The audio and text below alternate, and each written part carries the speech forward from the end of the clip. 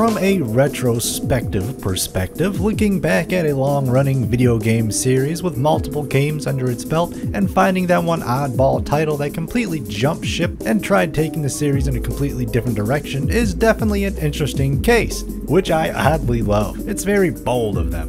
I feel like every long-standing franchise has tried this, either in hopes of reinventing the series, bringing it back to life, maybe just trying something fresh. It's understandable that devs want to challenge themselves and keep things from getting stale in the workspace. If you plan to keep a franchise alive for decades, then you have to keep up with the times and hardware. Resident Evil, one of my favorite franchises, has pretty much lived on that spectrum of always running buck wild with their formulas since its inception.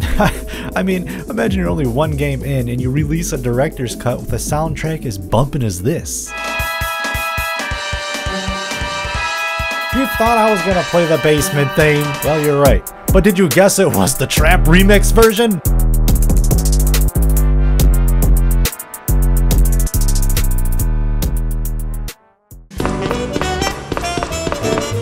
Hello everybody, Hot Undead Zenny here with a video game deep dive. I don't know what to name this series. Video games. You know, still undecided what to title this series of deep dives. Big Resi has seen its fair share of iterations and hormonal changes throughout the years. From its mainline games going from simple tank controls to big kitty goth models. First-person shooters, decent multiplayer games, bad multiplayer games. What is this hunk doing? Horny rail shooters, a slew of mobile games, novels, comics, pachinko, TV shows, Mostly just reads utopia porn, so.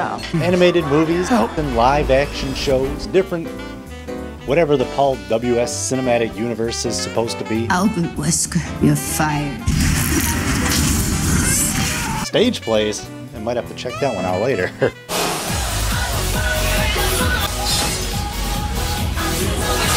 With all these different forms and ways to digest the big evil, no one did it as weird as Code Veronica, baby.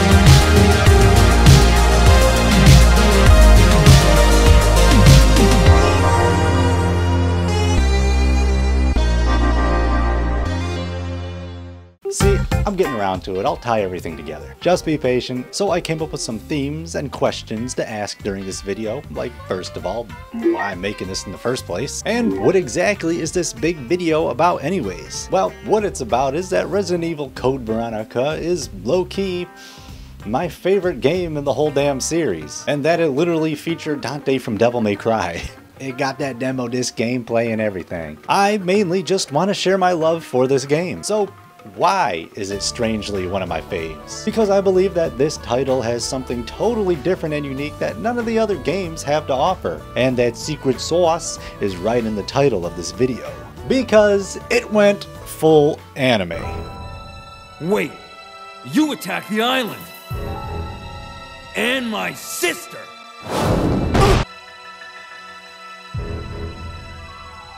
You have no idea how much I hate you.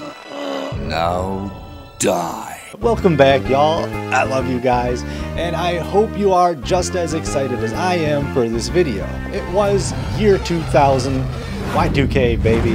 Hope y'all didn't forget to turn your computers off at midnight. Now I just want to show you some footage from E3 2000. Hey, I'm Frankie Muniz from Fox's Malcolm in the Middle, and I'm here at E3. The video game console market was in a transitional phase. Zero was in production to release on the N64, Resident Evil 4 has already been in top secret development for a year now, Survivor was released, don't worry about Survivor. There was too many cooks in the kitchen all at once, so number 4 was already in production before 3 was even out, and word on the street was originally one of the first concepts for 4 was supposed to be after the events of 2. Leon headed for Umbrella's European headquarters to crack some skulls. The events of 4 were supposed to be saved for Resi 3, but it got turned into Nemesis and was just supposed to be a quick last-minute spin-off for PS1's last hurrah before the PS Double came out. Code Veronica was supposed to be a normal continuation from Resident Evil 2, but things flip-flopped around a lot. And what we got in the end with this era of titles was definitely way different from what Capcom originally planned. I think this conglomeration of media and mix of consoles muddied up the path RE should have followed. Nemesis symbolically marked the end of the PS1 era with Jill Valentine escaping Raccoon City with a bang. On the GameCube was 0 and 4. 0 was the prequel with Rebecca Chambers leading up the events of the Spencer Mansion. 4 had Leon and Ada in Spain suplexing zombies and saving the president's daughter. The only characters missing from the existing games was Chris Redfield and his little sister Claire, which featured them in Europe fighting Umbrella, which just made this game seem like it wasn't a weird spot stuck in the middle of 0 and 4, but on the Sega Dreamcast. Well, I believe this varied development also helped on making this entry so buck wild. Also, side note, there was initially Nazi undertones as an early concept that was promptly turned down for Veronica, so that also ups the insanity factor of this game. I and a lot of people at this time were under the impression that the Resident Evil series was solely a Sony PlayStation joint, but the 6th generation console wars happened. I was a dumb 10-year-old at Blockbuster in the PS2 aisle, and I seen that there was a new Resident Evil out, which was Code Veronica. I grabbed it from the shelf, not realizing that the Sega Dreamcast section snaked around and kind of combined into the PS2 aisle. When I got home, I noticed that the rental case said Sega Dreamcast on it. I was very confused. Actually, I thought they gave me the wrong disc. I still tried to play it in my PS2. I mean, it's a CD, right? It might work. So the biggest question is, what went wrong with Code Veronica? One word. Steve. I think this is the only game where a side character literally made people stop playing it. Code Veronica remains one of the series' most mixed games in the whole shebang by both critics and fans. It's both loved and hated from both sides equally. Claire Redfield, my boo, returns and is ready to kick Umbrella's booty and find her big brother. So both her and Christopher get to be in a game together. The Redfields are running this joint for the first time and last time, but this game was a complete hot mess. It's notorious for being way too difficult, especially for first-time players. There's legitimately multiple spots where you can get soft locked out of the game, unbeatable boss fights if you don't have healing items on you. You can easily miss special items and weapons, and even key items. Don't forget about me! You can screw yourself over when the game swaps between playing as Claire and her brosive. Oh look, I gave Claire all the good weapons and ammo, and this poor bastard gets absolutely nothing. Obtuse-ass puzzles, important items you won't see till hours later, and completely forget about labyrinth-like backtracking, multiple insta-death spots that frankly sometimes just adds insult to injury, or just goofy-ass ways for bosses to one-shot you, and it altogether gives off a rushed and unfinished vibe. Even though this game has been in my semi-regular gaming rotation since 2001, I always forget when these game-hindering spots pop up. And there's that little pit in my stomach that makes me worry I just broke the game and screwed myself over. This is the only Resident Evil game where even though I've beaten it well over 10 times, I still make safety backup saves just in case my dumbass forgets to pack his lunch that day. I don't think any other mainline Resi has had these kinds of issues, especially in bulk. Code Veronica has outdone itself. What is anime? We're not getting that deep into this argument, but I think in the sense of this game, the word anime I'm using more as a stylistic choice in all aspects of design. Audio, writing, dialogue, and overall atmosphere. An anime tends to have that on-the-nose, self-aware attitude, both taking itself completely seriously to the point where it's almost comically unreal to the audience watching it, and well, being confidently, comically over the top. It's proud to be true to itself and doesn't follow the social norms. It's the friend that wears their heart on their sleeve almost too loudly and proudly. Even in public where people can hear you, dude, chill. Anime also has reoccurring typical tropes and fanfare that I don't know if they all do it on purpose or it's just a natural colloquial thing Japan subconsciously adds, i.e. that's why Western anime is completely different from Eastern anime. When a Japanese person tries to write an American part, you'll always be in for a good laugh. It always comes off as a little uncanny from a Westerner's perspective. Sometimes when they tone it down, it comes off mildly fine. Sometimes English go, Fucking cowboy, fucking cowgirl, how the fuck are you doing? Special yaoi book! Jesus Christ! Hello! Merry Christmas! I'm Excel! You are Doc! Shit! Oh my god! What the fuck? Bullshit! Not the burger. Burger. Sexual harassment! Don't touch me! Hello, everyone. How are you? Fine, thank you. I am a boy! This is attack! 𝑭𝑖𝑳𝑳 chewing gum, fried chicken hamburger, hot dog, I'm sorry, piggy sorry. And sometimes we get great monologues like the Senator Armstrong rant. One of the most infamously written games, not just in the 𝑭𝑼𝑳𝑳-verse, but in gaming in general, has to be the OG Resident Evil. Hitting every kind of level of camp from start to finish, iconic lines that are still recited to this day. It's me, Chris.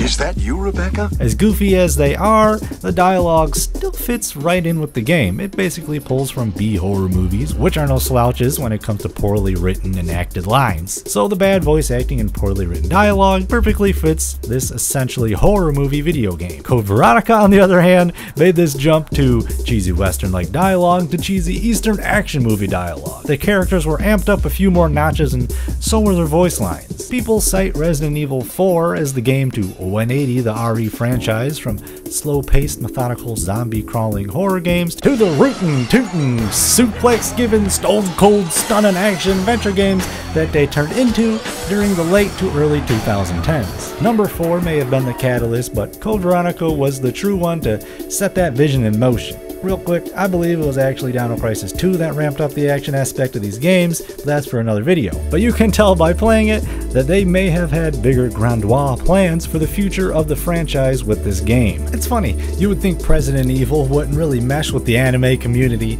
but for some reason, it's become a beloved player with a lot of anime fans for some reason right off the bat. It's damn near impossible to go to an anime convention and not stumble into someone dressed as Leon, Claire, Jill, Barry, even Ethan Winters, who doesn't have a body. Hey, want to know a secret to see if the anime community accepted a piece of media into its fandom? Just type the name of the show, the game, whatever, and caramel dancing after. Damn, there's more than I thought for Resident Evil.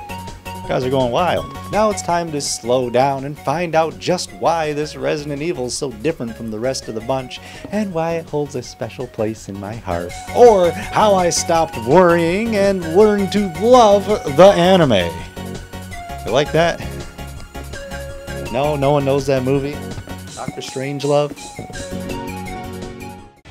There's that meme of how loud and jarring the old PlayStation 2 startup screen is. First we had to navigate that, and then this opening sequence starts.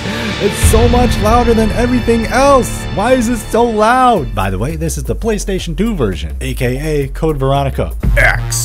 Gonna give it to you version. But the Xbox 360 imported version played on the Xbox One. Got it? There is an original version for the Sega Dreamcast, but the PS Double has a few extra features in it, hence the X in the title. Can we talk about how hard the title announcement goes first? I think the only other Resi that comes close to CVX as having a cool title is 𝑑𝑒𝑎𝑚e. Darkside Chronicles gets an honorable mention, but of course they had to make it cooler by throwing an X at the end of it. But what also makes the actual title of the game fun is its use in the game. We do a little foreshadowing here on the Hot Zenny channel, so you just hold on to that for a minute. We'll come back to the title. Who's that creeping in the background? Resident Evil.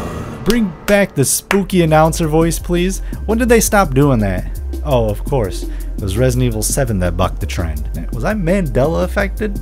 I thought they removed the voice around like 5 or 6. Which one is your favorite? I think I gotta go with Resi 2 and probably Outbreak. I like the emphasis on the evil. Short and straight to the point, we are given the Resi recap monologue. It simply states that Raccoon City was completely decimated because of the T-virus. Her and Leon escaped, but their ordeal was only a prelude of things to come. Then 3 months later, it looks like Claire is taken prisoner on an island in the middle of nowhere, then bonked out cold. We get a rundown of why she's on that island in the sun. She's looking for her big brosive, who, as we remember, went off to Europe to take down Umbrella Corporation. Trademark. From what I'm picking up, Claire goes off on her own, finds a random Umbrella base of operations, and sneaks in. To do what? Who knows? But whatever it was, it apparently didn't go as planned. Because wow, are they desperate to take her down. Yeah, just minigun right into the building, dudes. This intro goes from 0 to 100 as she bobs and weaves her way from a hailstorm of gunfire.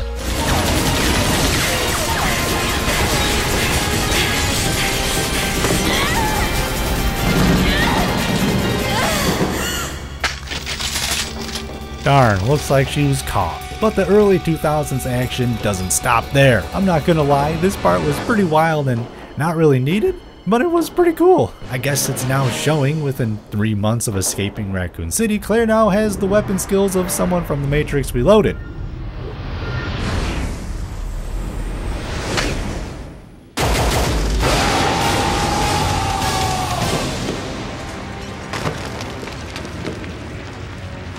And just when you thought Little Miss Agent Neo was in the clear, uh-oh! Don't move. Extra bonus cinematic points for the zoom in into the eyeball reflection to waking up in a prison cell. Very cool. Wait, what's going on? We're being bombed now? As a Claire Redfield enthusiast, and being one of my first fictional character crushes as a wee child, I was finally stoked to get a non-PS1 model of her. Even though the Dreamcast has its own skunky look, this still has to be one of my favorite renditions of her. Okay, maybe the George A. Romero Resident Evil 2 live-action trailer Claire was pretty fine too. We are given the Shaun of the Dead zombie fake out, then jump scared by our first friend Rodrigo Juan Raval and his smooth, sexy ass voice.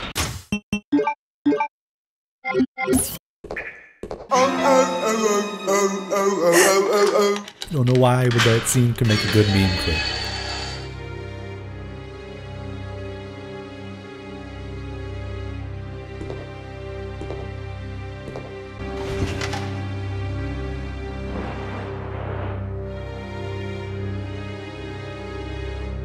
Perfect. Drats! He threw his empty bottle of hemostatic medicine. Go on. Get out of here. This place is finished. I don't know, it might have been a special forces team. But in any case, this prison's been taken over. Troops have been wiped out. What are you saying? You're free to leave the complex. But you may as well know you have no chance of getting off this island. And what about you? What are you going to do? Don't worry about me. Okay, yeah, I guess the island was invaded and Roddy sets us free. And there we go, game on. Just scoop up the combat knife and let's see what's on the other side of this door.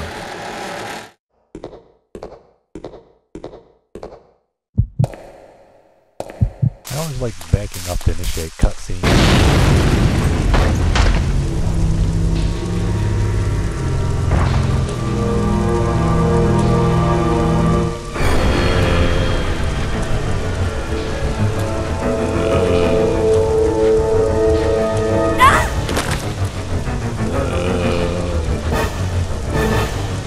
We got top 5 answers on the board.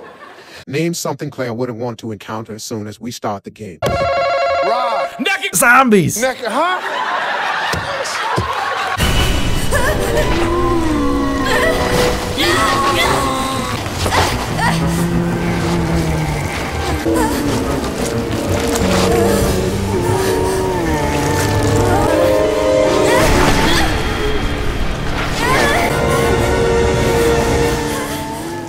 This game isn't messing around, man. Resi 1, we get the optional zombie to fight or run from. 2, we essentially get enough room to dart around them safely. Nemi, they are nice and evenly spaced. CVX said hold my F8 sprayed and throws 5 naked zombies, plus 1 dude on fire at you with no room to dodge or even turn around.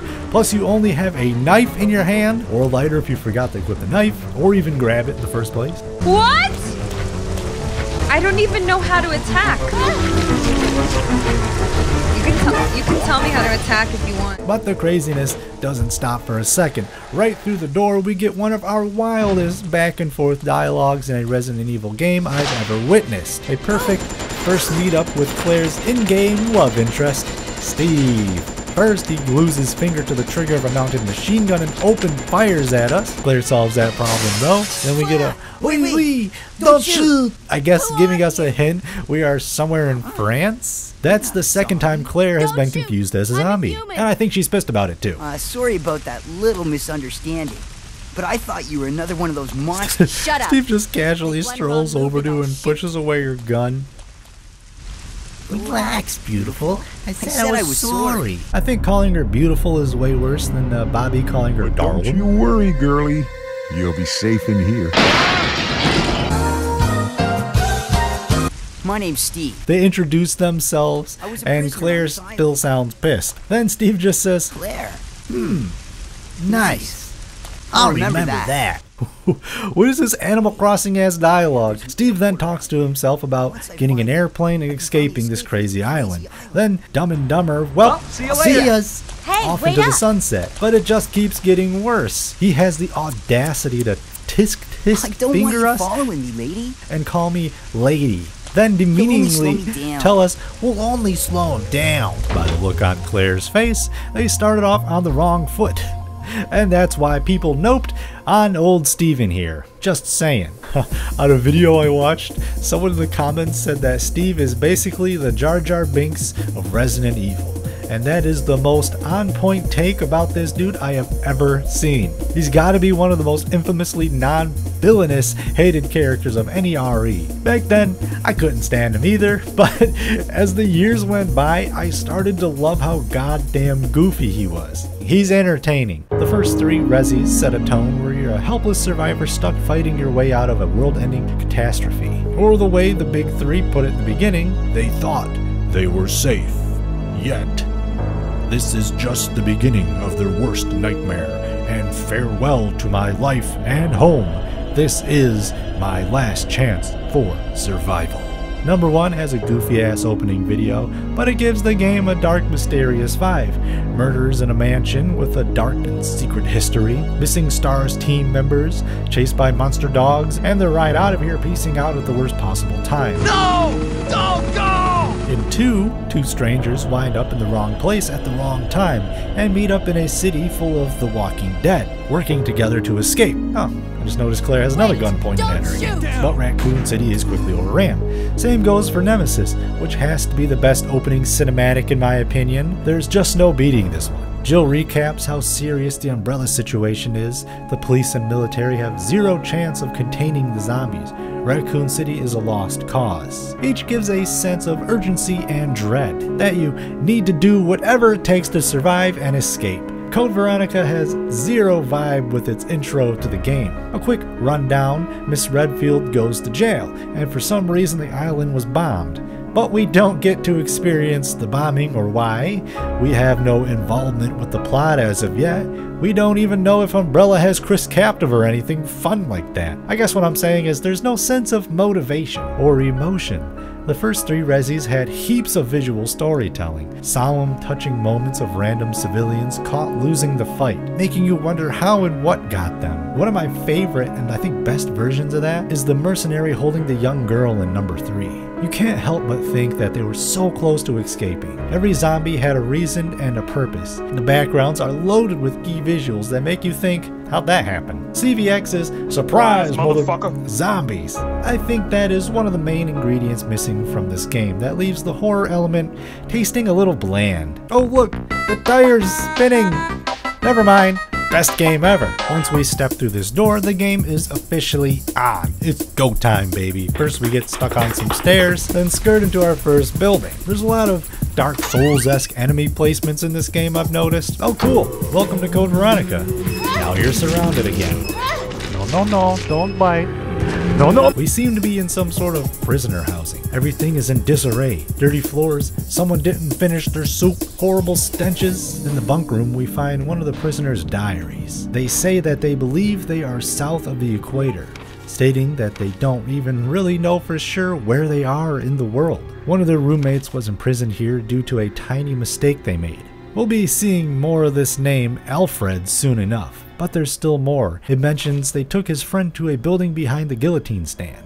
Body bags, creepy laughter, and screaming can be heard from the mysterious building daily. Then the diary sets the tone for the rest of the game. Maybe this island isn't operating to any fair standards. The prisoners here aren't expected to serve their sentence and be let free. We're all here to be used as Alfred's guinea pigs. A seasoned RE player would know that the dude banging on the glass window right next to the perfectly highlighted bullets would be a trap. Can you spot all the bodies in this room that would be getting up once you grab it? But of course, I mean we have to, right? Not necessarily, it's actually completely skippable.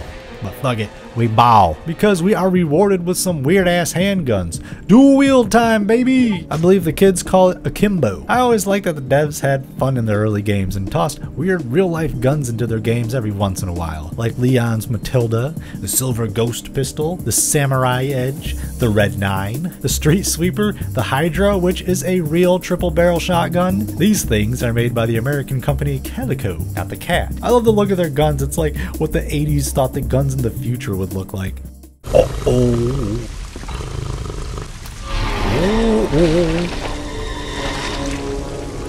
Oh, nothing happens. Okay. It's spooky though. Here we go. The first sort of puzzle in the game, the metal detector. Please deposit any metallic items you have in the security box.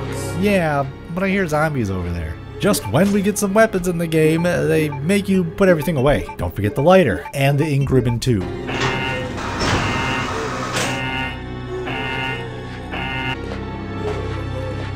And of course they tease you with ammo and health pickups right there. Don't fall for their trap though. You can't take it back with you. Ooh, see? Maybe this game was ahead of its time. It's a 3D printer that we can't use yet. We'll mess with that thing later, but first we need to have another awkward encounter with Stevie Boy.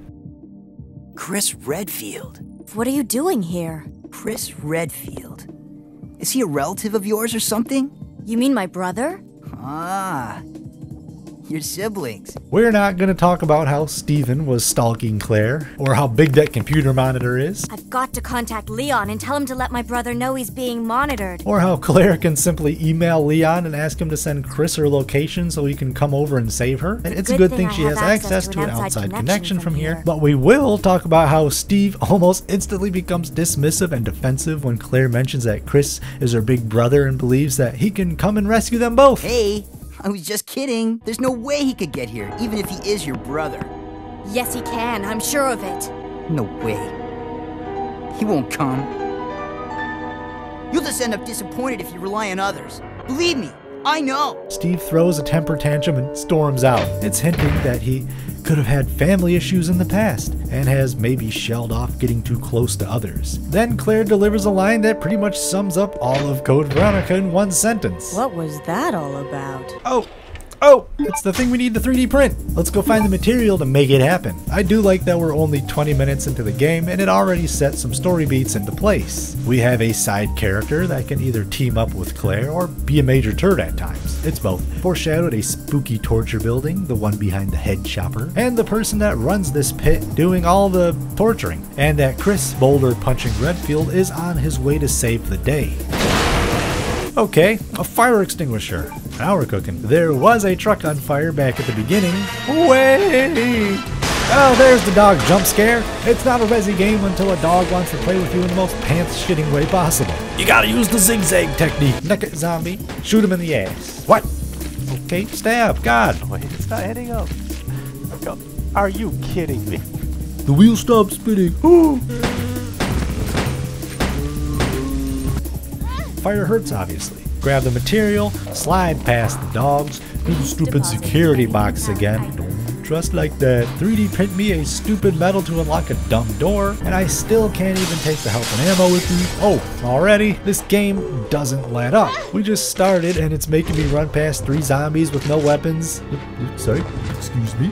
I'm just gonna slide past you and grab my stuff real quick. Just a quick tip. Don't leave the empty fire extinguisher in there like I did my first playthrough. You're gonna need it pretty much all the way at the end of the game. Don't forget about it. Even though it's just cheap tricks to extend the playtime of this game, CV will throw in these wacky obstacles to get in your way at times. All we had to do was find a metal to put in this door, but the big anime brain devs said, make it so they can't transport it through a metal detector, and you have to 3D print an exact copy of the metal. But since it's a metal detector, you have to put away all your weapons and run past zombies. I appreciate how over-the-top stuff like that is. It at least makes these A to B scenarios memorable in a sense. It seems like the new iterations of these games is favoring away with these wild key-finding trials. I miss that. It does in a way make it feel like you accomplished something to progress your story. It adds a little zest to the mundaneness of these chores. Ooh, it's time to dual wield. Speaking of dueling, this is where our path splits up. Either you take the trickier way through this door, not the big one, but the little one on the side of it, and get trapped in the military facility. Or take the easier route and go to the mansion first. I usually choose the mansion first. It doesn't really matter which way you go first, but getting temporarily trapped in the military building kinda sucks. So let's do it the easy way. He goes. See, I fall. Nope, I forgot there's dogs here too. Ooh, shiny. The Navy!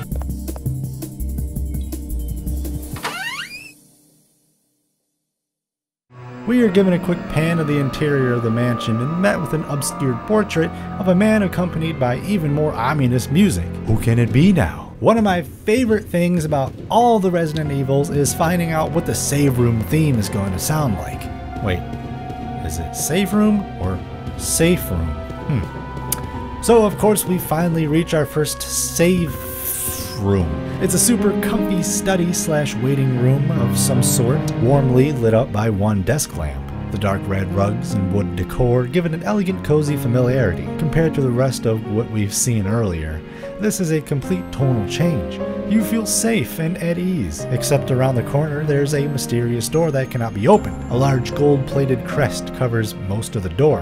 There's two vacant impressions in the shape of old handguns, signaling that whatever is behind this door holds some significance and isn't meant to be easily accessed. Maybe this diary that talks about creepy Sir Alfred and his twin sister Alexia that live in the old mansion on the hill will give some hints on what's behind the door. But all we really find out is that he has no problem making anyone disappear, especially if they ask about his sister. Thanks, Robert Dorson. But this save theme.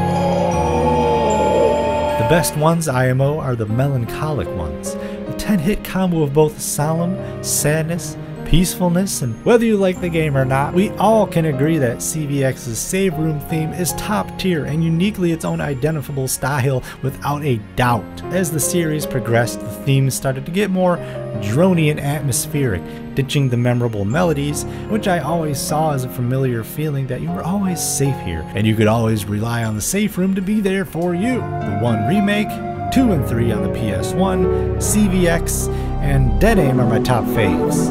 One thing you should keep an ear out for is reoccurring melodies during this game. You'll hear what I'm hitting at later. Thanks to the demo gameplay screen, I learned that bathroom bats are afraid of fire. These things can be worse than the fan tunnel bugs in Resident Evil 2. A briefcase we can't open. Maybe we'll do some bartering later for something to get this simple lock open. Oh, very sneaky, Capcom. I'm onto you though. Come on out. My eyes are locked onto you. I know you're back there. Well, this door seems pretty important and big. Okay, we're in the man cave. What's the button on the big gold ant? Movie time. I hope it's The Mummy starring Brendan Fraser. Okay, here's an ominous home movie of what looks like our twin brother and sister mentioned earlier. Oh, pay attention to this music too, as we'll be hearing this theme a bunch. Okay, that's fun. Tearing the wings off a dragonfly. A creepy, longing stare.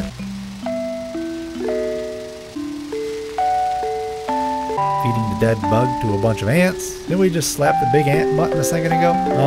Okay, trope alert, trope alert. I forgot slash didn't want to add.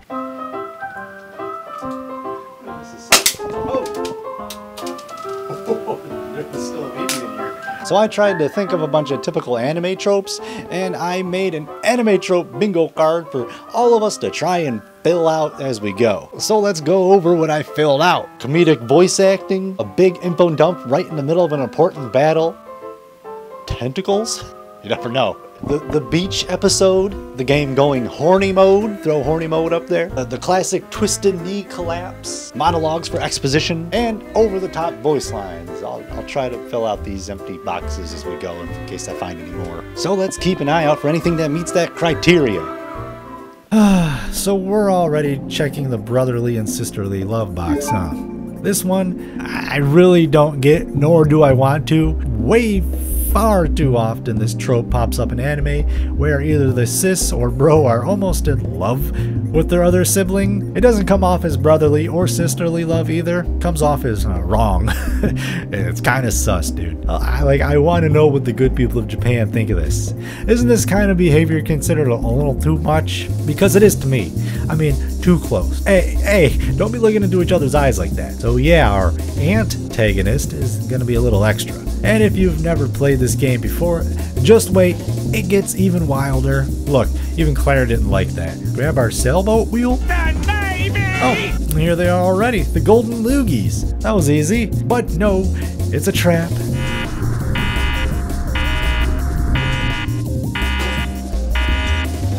Well, oh my, is it hot in here? Because this flower is wilting. I just did the trap to show you what would happen if I took the guns out. Everyone can tell that it's obviously a setup, and all you have to do is put the guns back in to stop it. Nobody would ever actually fall for that trick. Help me!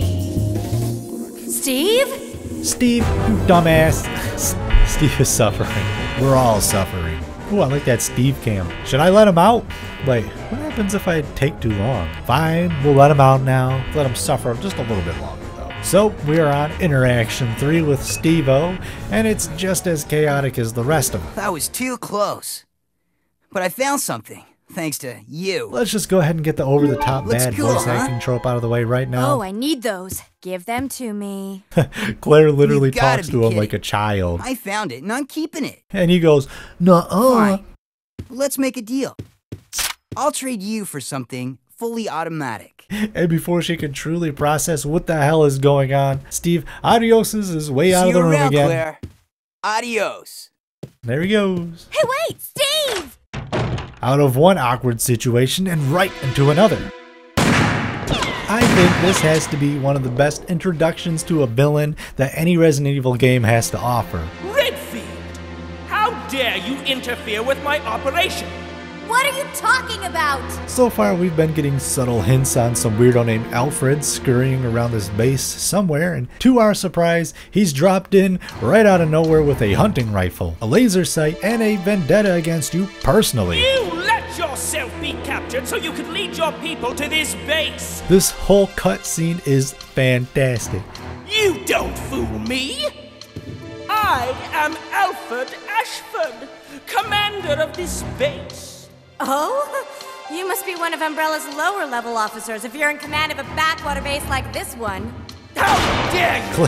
Claire just roasts him without a second thought. He blames us for the attack on this base before announcing himself as the anime villain of the game. I love that he's standing in front of a massive portrait of himself. And he does the pose! He does the pose! He tosses in the anime info dump trope. The Ashford family is among the world's first and finest. Casually slipping in that his family was part of the original founders of Umbrella Inc. I love the choice of even giving him a hunting rifle. It gives off the most dangerous game vibes. A psychotic aristocrat that hunts people down like animals for sport, making the notes we found earlier about him torturing his prisoners all seem legit. Solidifying this statement by having him say that he wants to toy with Claire before disposing of her. My base has been destroyed, and thanks to you, the experimental T-virus was released, creating countless zombies and monsters. Also trying to cover up some plot holes. They have it so the mysterious attack on his base is what caused the zombies to reanimate. Oh, of course that answers everything. Even take a listen to the distinguished tune playing in the background as Sir Alfred speaks. Have it your way then. You're just a rat in a cage anyway. I'll be sure to keep you entertained before I dispose of you. Now top it all off with a cheesy evil laugh. Chef's kiss. Ooh, turn the steering wheel. Yeah, I want to turn the steering wheel. We take a damn submarine down into a secret lab, which is totally wacko and I love it. Just in case you didn't notice, through the power of the next-gen consoles, we ditched the classic static camera angles and now have dynamic camera angles that pan and follow us around, which I still believe still hold up and is the best way to handle any game that wants to use the fixed type camera angles. Is that an Arowana? This close to the beginning of the game, we get a slight hint on our ticket off this rock. It looks like we just need to find the rest of these proofs to get on that big boy right there. Getting a sniff of freedom makes us feel so close, yet so far away. We still have a lot of ground to cover though. Like operate this crane game. Too bad you can only pretty much move it in one locked direction.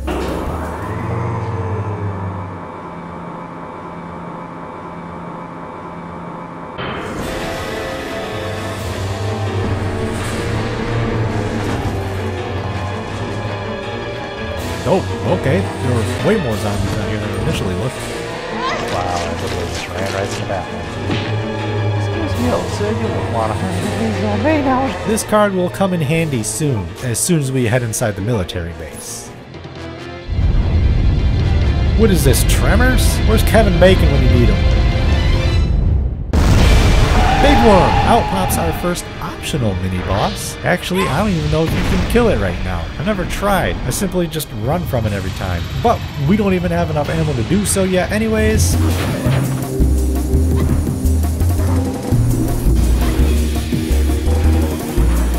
So some events and the order of events can play out differently depending on if you visit the facility first or second after the mansion. The best way to take, in my opinion, is getting the silver card from the mansion first. Note, the two doors with metal security locks in this hallway are closed.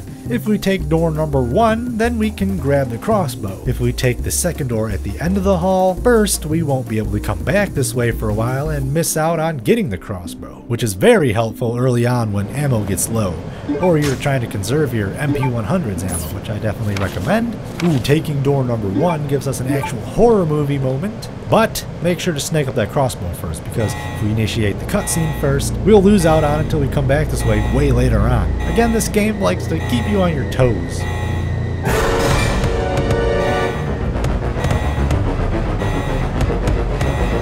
can't get the door open!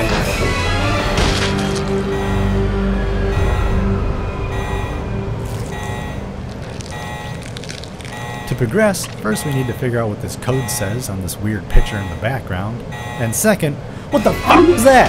A not so subtle way to hint at the arrival of a new monster in the RE-verse as it Gallaghered that dude's head right into the window. Hazard contamination detected. Level 3. Emergency shutters will close. All personnel evacuate immediately.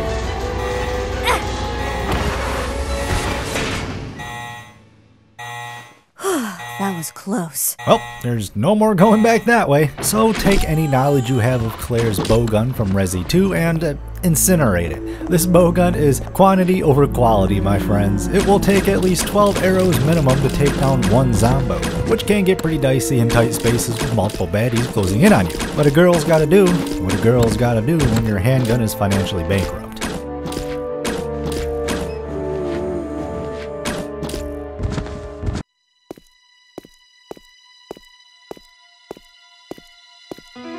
Oh, he's about to 360 no-scope me.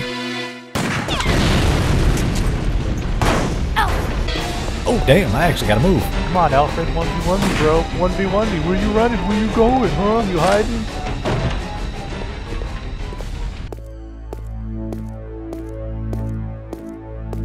Hemostatic medicine. I don't need this, but maybe Rodrigo wants it. I'll try to remember to bring it to him after I'm able to escape this damn facility. Old rat Indiana Jones to do! Welcome, Claire. Consider the area you are in a special playground I have prepared just for you. Please try and keep me amused, and do not disappoint me by dying too soon. I so want to enjoy this. I love the laugh. You almost know he's gonna do it every time. And that's also why I like taking the mansion route first, because we get to meet Alfred first. Taking the facility first, you don't get that hatred for him as much yet. It's better to put a face to the picture first. Hey, if you didn't pick up on his cryptic warning, maybe something freaky is hiding behind this door, and now's our chance to save and grab those dual Jones if you didn't already use up all the ammo yet. Submachine guns! Ammo for the submachine guns! Monster! Yeah! Now it's time to introduce you to the best / worst monster in the whole series.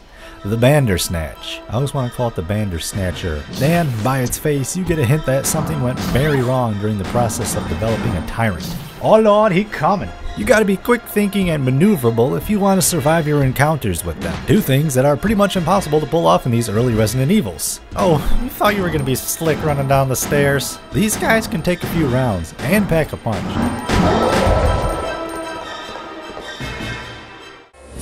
If you're not paying attention, they can pick you up by your noggin and snap your neck.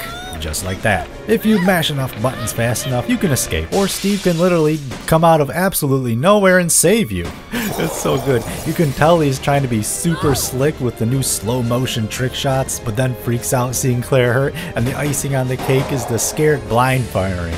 But he regains his wits and unleashes at least a 26-hit combo into this melty looking fella. I guess those golden loogies got the extendo mags on them. But he pulled through and actually saved her. But then goes and ruins the moment by speaking again. Don't worry, Claire. Your knight in shining armor is here. Don't worry, Claire's got comebacks. You wish. He deserved it. But thanks for the help. See? This is why you need me. I got your back. Whatever. Here. Take these. Machine guns? For me? You know the deal. In exchange for your Lugers. Okay. This thing is too cool. Yes! Now this is my kind of weapon. All right! Huh? Hey, this thing's empty. You cheated me. Up there. Plenty of ammo. Just for you. Way up there? Give me a boost and I'll get it for you. All right. Ow! My back. You're heavier than you look. Hurry up. Happy now? What? Now that your knight has made his appearance, he can join you in your descent into death. Our descent into what? Even though unhinged, I do like these little moments. Earlier, Steven refused to team up and distrusted Claire. In a stubborn way, he's either got the hots for her and is trying to put on some moves, or is warming up to the fact that he actually can't do this on his own and needs her help more than he actually thinks. Wait here, Claire. Time to test out my new toy. Oh well, never mind. Forget everything I just said. There you go. Have at her. Start blasting to your heart's content. We're in Battle Steve mode now. I do like the little Easter egg. If you go back through the door you just came out of, Claire just straight up dunks on you. Do you want me to take care of this for you, little boy? It's sadly just an itty-bitty little action segment, which is over before it even begins. It was dirty work, but this area is now clean. See? You can depend on me. This thing is a lot more reliable than any person. Than people? But we get some more character development between the two. Well, at least until Steve has another hormonal meltdown and Meg dumps into the void. Steve, what were you doing here? Who brought you here and where is your family? Shut up! I don't want to talk about it!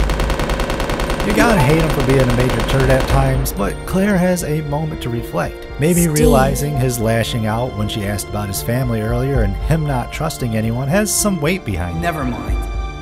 Let's get going. I think this kid is emotionally damaged. It's been a minute before I did one of those backward walks.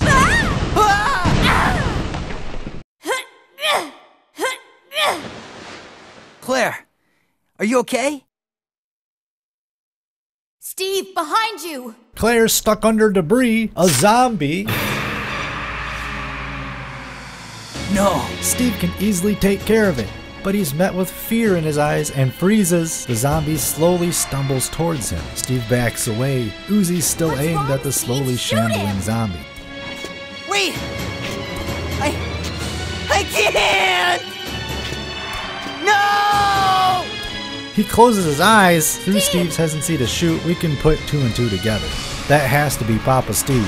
Oh, he's really gonna let him eat her. Then we get another certified badass Steve moment, where he goes full chop suey and turns his zombified father into Swiss cheese 10 times over.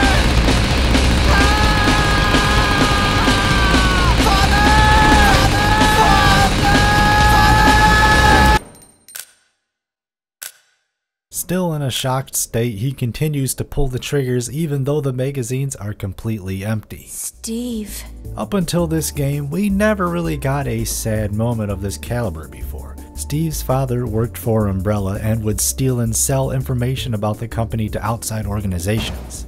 When Umbrella found out his mother was targeted and killed, then he and Steve were sent to this island to be tortured and most likely be executed in the same manner as all the other prisoners here. It's okay now. Just rest. In the first 3 games, most of the characters, main or side, never really got any major depth to their backstory. We had a faint love connection between Leon and Ada Wong, but all we got to really know about her was she couldn't find John. His name's John. Brad Vickers has a few moments between 1 and 3, you hate to see him go. Our boy Lewis had some story beats, but we never got a chance to fully warm up to him before he was impaled. The Baker family, while a sad story, they were still the villains. I think the closest we get to some backstory or character development is with Pierce from Resident Evil 6, but too bad it's Resident Evil 6. What the?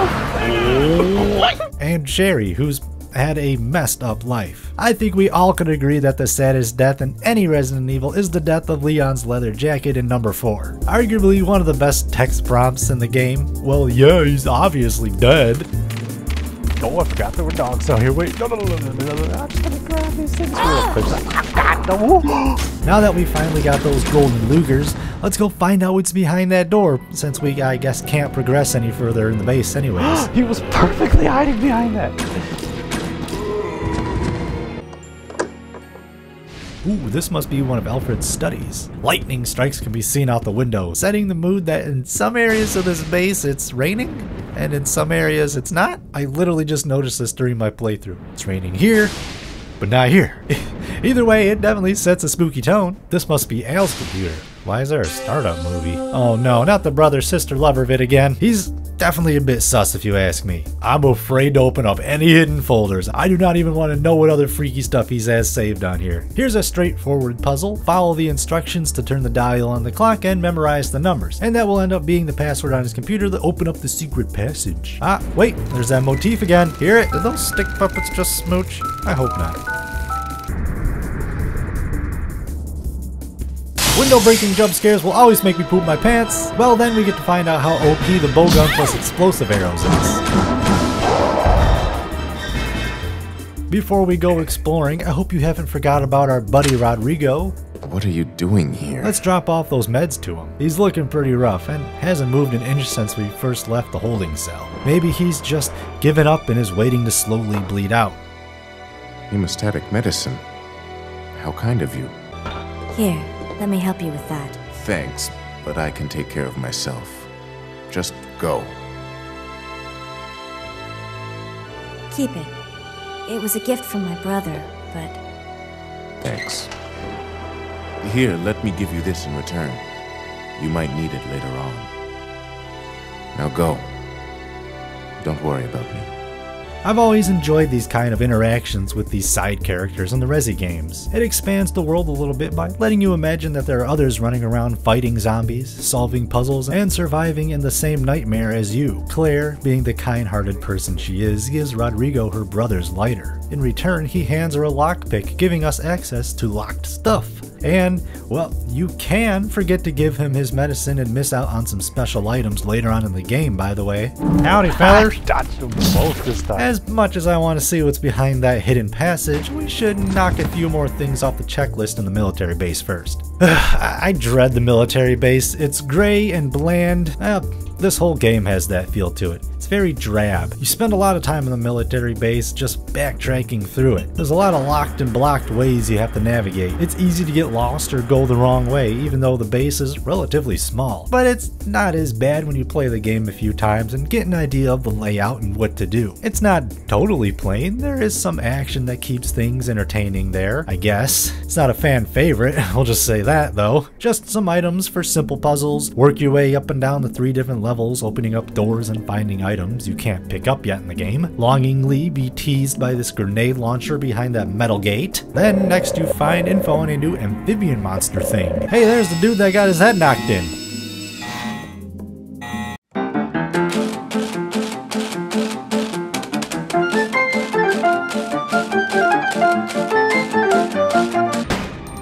Get the classic iconic grenade launcher. It's not a Resident Evil till you get this boomstick, baby. Get jump scared by a damn grabber.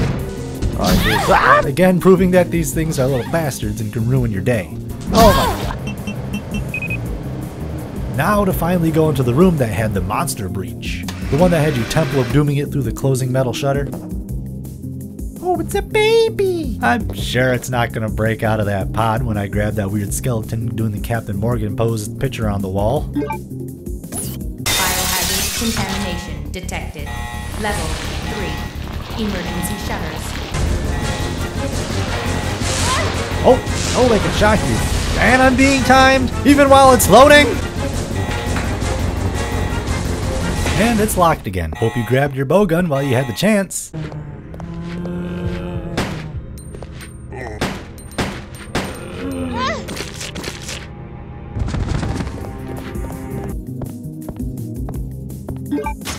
Thank God, the golden key. Now we can finally get the hell out of this base and finish up the mansion. This puzzle is the bane of my existence. I've always been too autistic to figure this one out. We stand inside of a small room filled with old portraits of distinguished members of the Ashford family lineage. Some elderly, some infants. And there's one big picture of a young, you guessed it, Big Daddy Alfred. We find a note from the butler addressed to the new master. Basically, we have to press the buttons in order of oldest to newest family members to open the trap window and get our goodies. The note tells us about each of the new founders throughout the years, and all we have to do is press them in order. But it's not that simple. You have to figure out who is who by what random item they're holding in their portrait. Look at me. That's the movement of someone totally lost with no idea what to do. Stanley and his son Thomas were presented with a teacup. This dude has a teacup, but this dude with the twin babies has a tea set. This goob has a plate, I guess. It doesn't say anything about a vase or a candlestick. You just gotta go with your gut and guess who's who, basically. Hey, get out of my face. Give me that damn vase. No, it's a vase. Is that Alexia? Regardless of how crappy that puzzle is, and I put it up there with the water treatment puzzle from 𝑭𝑚𝑰, you at least get a history lesson on the Ashford family, and how long they've been around. This is Veronica. There she is.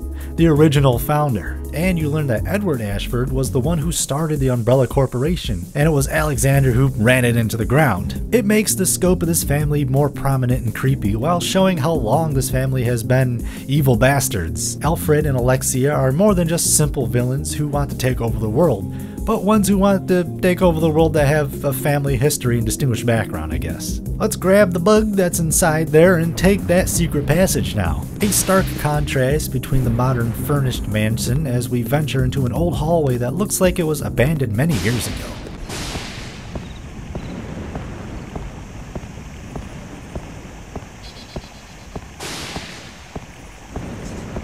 Did this just turn into an old-timey horror movie?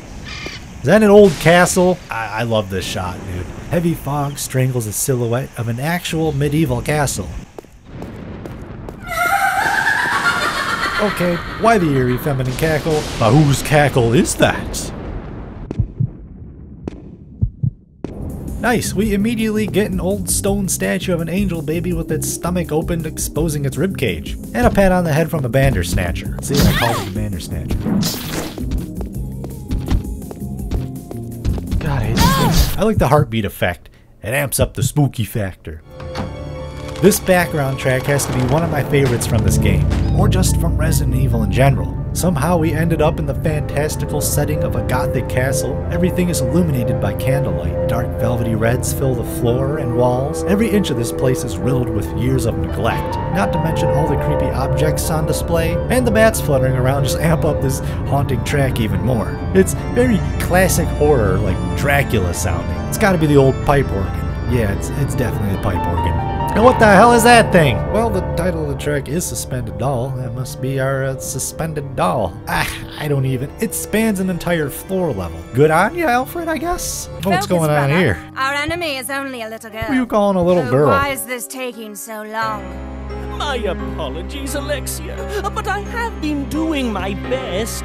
The revival of the Ashford family depends on your success, brother. It's info plot dump time. So this is the Alexia that's been hinted at so far. Alfred's twin sister. From what it sounds like, Umbrella Corp has taken a hit recently and the twins are hatching a plan to revive their company and family name. But Claire and whoever attacked their island are disrupting their plans. Someone at the corridor? What is it, Alexia? Nothing. I believe I must have been imagining things. Let us go, brother. She do got that Drake and Josh brother going on. Brother! I firmly believe that the glory of the Ashford family will be revived through your courage and strength as an honored soldier. Yours faithfully. An honored soldier. Not this creepy song again. Shut that crap off. Wait, what? Oh, I can put this ant jewel thing in there? More ant stuff. Weird.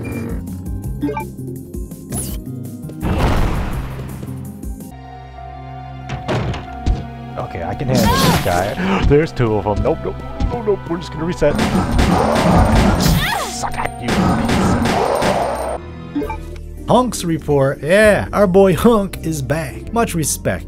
A fan favorite, even though he's basically a void character. But we get more Hunk lore, so I'm not complaining. Even though I think it's an angry letter about having his team drop off a big BOW and how he misses the old days. But at least we know Big Hunk is still out there doing Hunk things. Whoa. Okay, what's going on here? An illegal gambling parlor? Let's hit the slots, baby! Remember in the beginning of the game, we read that prisoner's diary where he talked about the building behind the guillotine, where prisoners went and never returned, how he would hear screaming at night and catch staff moving body bags in and out of the building? Well, I think I found it. At least the background track definitely points to an eerie conclusion that it is. But this just seems like an old makeshift doctor's office. I'm sure it was nothing. There's definitely not a zombie in there. Oh, them boys is on fire. I love how Claire obviously ignores calling everything in here torture devices. She's so innocent. Weird tools. A strangely shaped chair. Could be an electric chair. One of those stretchy tables. Big spikes. Yikes, those look sharp. Yeah, you know, just admiring how sturdy and well made this chain is on this torture rack is all. From the restraints on this table, something makes me think the prisoners were alive before going in there. But looky, just like how Leon gets his custom Matilda that has rapid fire action, Claire gets her own auto-firing handgun. You can put it back in single shot if you want to conserve ammo, but I'm not gonna show it off just yet. I'm gonna need to pull out Big G for a minute. Something tells me there was a body in that body bag.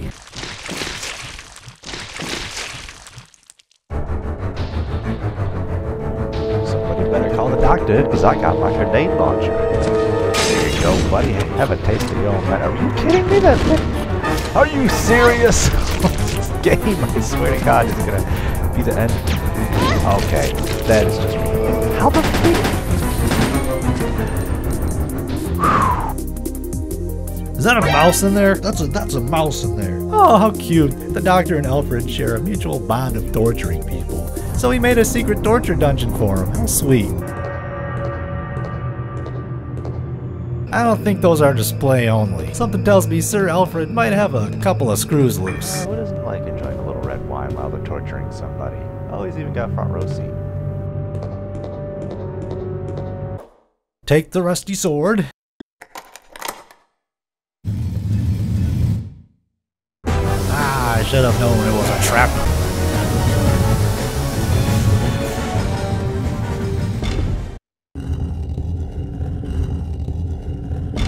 Next to RE4's furnace jump scare zombie in the military base, this has to be up there with pop out of small places zombies.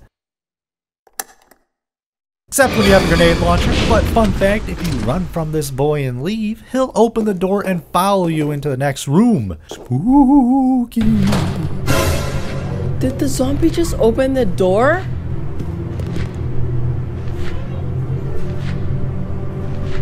Again, leave it to the dev team to find an obscure real-life gun, an automatic Beretta from the 70s. Alright, get me the hell out of this place. I'm done. Okay, it can't get any weirder than that. Greetings. Nope, things just got weirder. You must be the lovely Claire Redfield. Who are you? Let's just say that I'm a ghost, coming back to haunt your dear brother.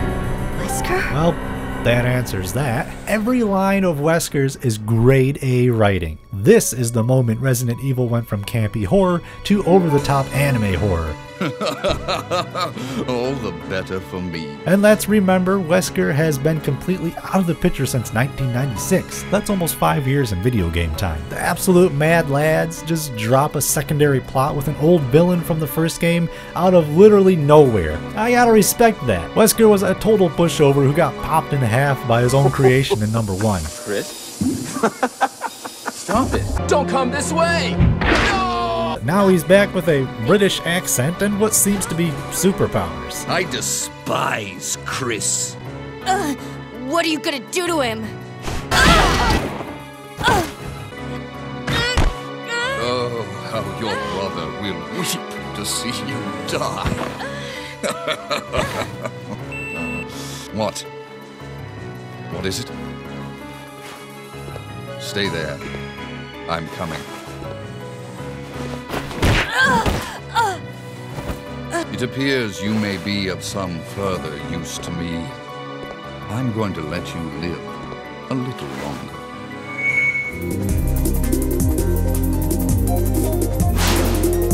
Speaking of RE1, Claire doesn't need to know how to play piano. It plays itself this time. And of course, it's this song again.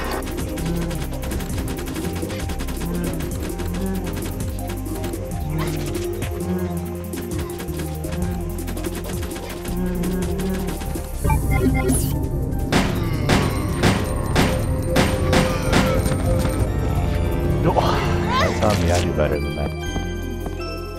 Why would the bed have a ladder leading to a secret attic attached to it, with the big carousel in it? Really? They have us pulling the wings off a dragonfly key and feeding it to a mural of an ant? Good callback, I like it though. So, finding a secret diary in the attic named Confession Letter where Alfred professes brotherly love to his sister is totally not a red flag at all. Especially with words like, risk my life for her, I cannot allow the unwashed to see my dear Alexia, to whom my life is devoted to. She reigns the world as queen. With I as her servant, those accomplishments will be the proof my love towards Alexia. Oh my god. It is the purpose of my existence, devoted to my beloved Alexia. Stop, he keeps going. There's another anime trope where a brother will have almost unimaginable love for his sister, where, at least here in the West, that's a stint behind bars. You know what I mean? But, you do you, Japan. Oh look, another proof for the plane. Claire Redfield, hold it right there. We meet each other at last. A pity I must say goodbye so soon. I am Alexia Ashford. For the pride of the Ashford family, I will kill you!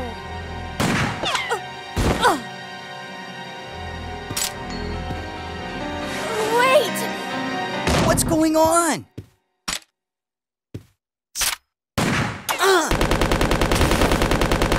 Steve! Both of them have terrible aim. Welcome to the only cutscene that matters in this game. This is why we all play Code Veronica. Is that a wig? It's an ambush! Hey look, there's Alfred!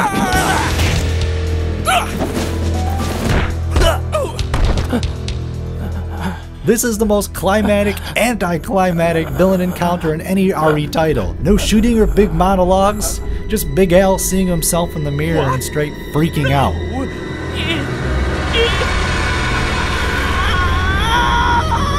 Send this to your friends at 3 AM with no context type gameplay right here. Wait a second. What just happened? Finally! Steve says something we all can get behind. There never was an Alexia after all. You mean He thinks he's two people?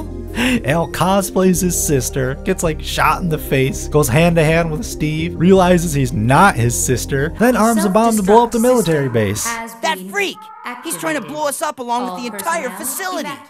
Come on, we gotta get to that airport. Right. Now this is the point where I believe most Resident Evil fans checked out, but I'm all in. I love the chaotic mess. I'm in my heaven. Okay, damn, it's time to go. While it feels like I spent countless hours running around with my head cut off around this base, my gut is telling me something seems off. Usually when the sirens are blaring, that means it's the end of the game and something big is about to happen, like a boss fight.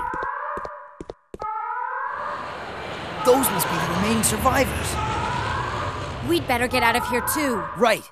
Let's go. It feels too sudden. Was there ever an actual Alexia? Or has Alfred just been cosplaying his sister this whole time? What about the call for help I sent for Chris earlier on? Well, either way, I better get ready for whatever lays ahead. We gotta get to that airport. I met up with Steve and we headed right to the underground airport hangar.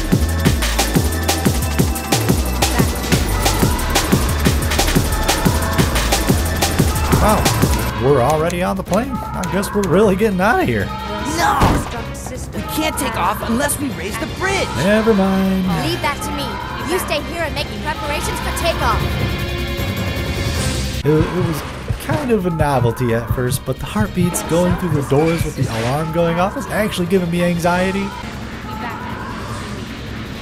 The gate's up. Now I gotta find a new way around to the plane. Well, that's an obvious setup. Matter? You don't want to bite me? Really? Who puts containers right in front of the door like that? 5 minutes until detonation. I will not allow you fools to escape. This is what you get for trying to oppose me. Now feel my revenge. Oh, he's fully short-circuited now.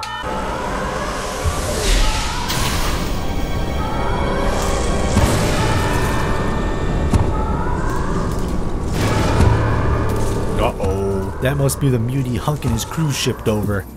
I remember back when I first played this game as a kid, I actually thought my game was like legitimately glitched and his voice got swapped with Alexia's.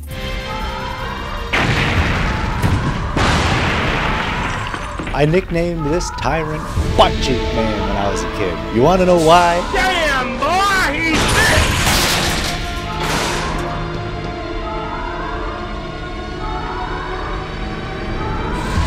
So this battle can go one of two ways. Either you can look like a dummy trying to run past him and fail, run out of ammo and get punched into the fire and die, or you can down him, then run past him. Or the time can just run out. Hey, am I crazy? I was always under the assumption that when he or any boss type enemy is down like that, they don't take damage. Am I like way wrong? Do they get hurt when shooting them when they're down like that? I always wait for them to get back up because it doesn't seem like they get hurt. Nice try. Better luck next time. I swear to God, if Steve says, "What took you so long?" I'm throwing him off this damn plane. What took you so long? I was starting to get worried. No time to explain. Let's go. Right. We're out of here. Time to say goodbye to this death trap. Alright, that's right. Steve can fly this bird. Pilot's license? What for? Game's over. I win. We made it! Yahoo! Ugh, it's finally over.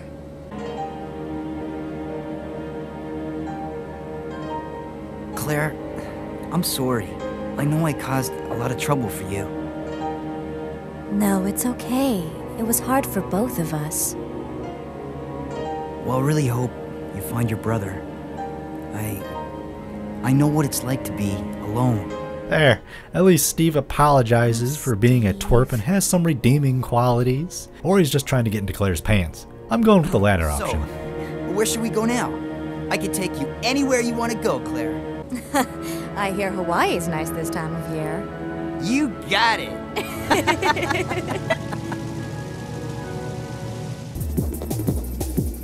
This game is not over yet.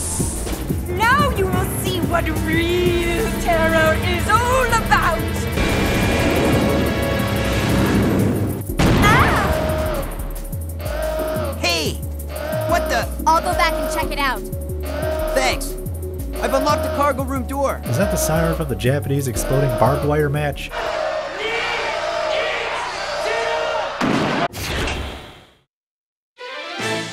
Butt Cheek Man is back! So this fight can either go one of two ways. Either you run out of ammo and get punched off the plane,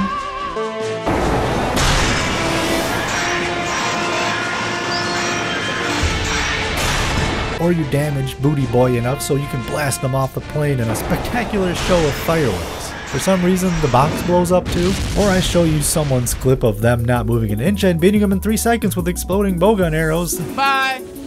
We didn't even see him during the fight. If you do this battle normally, it's pretty hard to beat. I know a lot of people gave up playing the game during this part, myself included. Just shooting him to death doesn't work. He has to be ejected from the plane, but you can't eject him until he's damaged enough. Just look for the blood trail. This battle and almost every boss battle in the game is in super tight boundaries, I've noticed. If you know tank controls, then you know you're not the most agile. No rolling your way out of a big wind-up punch, because Butt Cheek Man, he packs a wallop. I remember my first playthrough trying to eject him 3 times with no luck, and on the last try, I just remember screaming at the TV, watching his shiny gray ass cheeks get blown to confetti. Rats off to ya! What was wrong? Oh, nothing. Just a giant cockroach that had to be stepped on. What's happening? I don't know. The plane just changed direction on its own. It's flying in autopilot mode. I can't switch over to manual control. Alfred My Cam, apologies, change the channel, boo! But I cannot let you escape now. Alfred! You cross-dressing freak! I mean, she ain't wrong.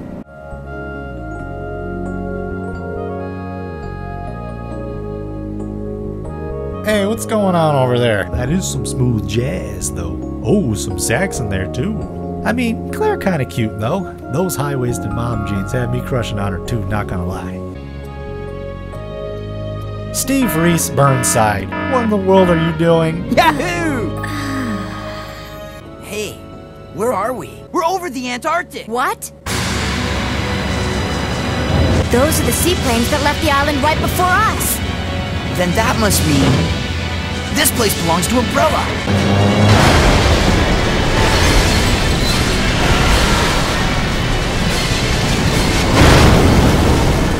After we stuck our landing and saved the game, starting part 2. Oh, we're officially on part 2 now. Nice. And find out that they're still alive. We're still alive.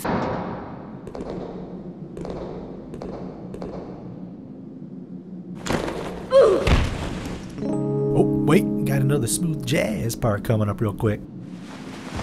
See, I told you he had a thing for her. Thanks. Real tough for a guy that played her off in the beginning of the game. Oh, plane's trashed. But he's still holding on to that teen angst attitude of, you only slow me down. He doesn't want to seem weak around Claire. Just wait till you find out how even more of a badass she is when you find out she rides a motorcycle too. Steve finna ride, bitch. So yeah, Antarctica, eh? I hear zombies. I see zombies. Oh, look. Conveniently placed zombies blocking specific paths. Are they playing dead? Can a zombie play dead? That was actually a good fake out, I'll give him that. We must have found an old memo. It's written by Alexander Ashford. He talks about how his father Edward Ashford and Oswald Spencer created the T-virus and founded Umbrella to further the research. Alexander didn't want Oswald fully taking over Umbrella after Edward had died. So he had this base here in the Antarctic made to privately do his own research without Oswald finding out.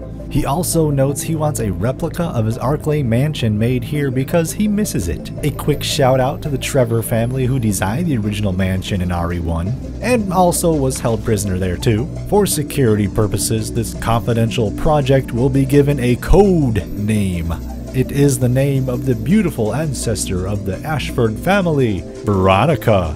He said it! He said the thing! Whom I wish to revive so badly. God, this entire family is a mess. Now it's time to find out what's making all this noise in this hidden locker in the back of the room.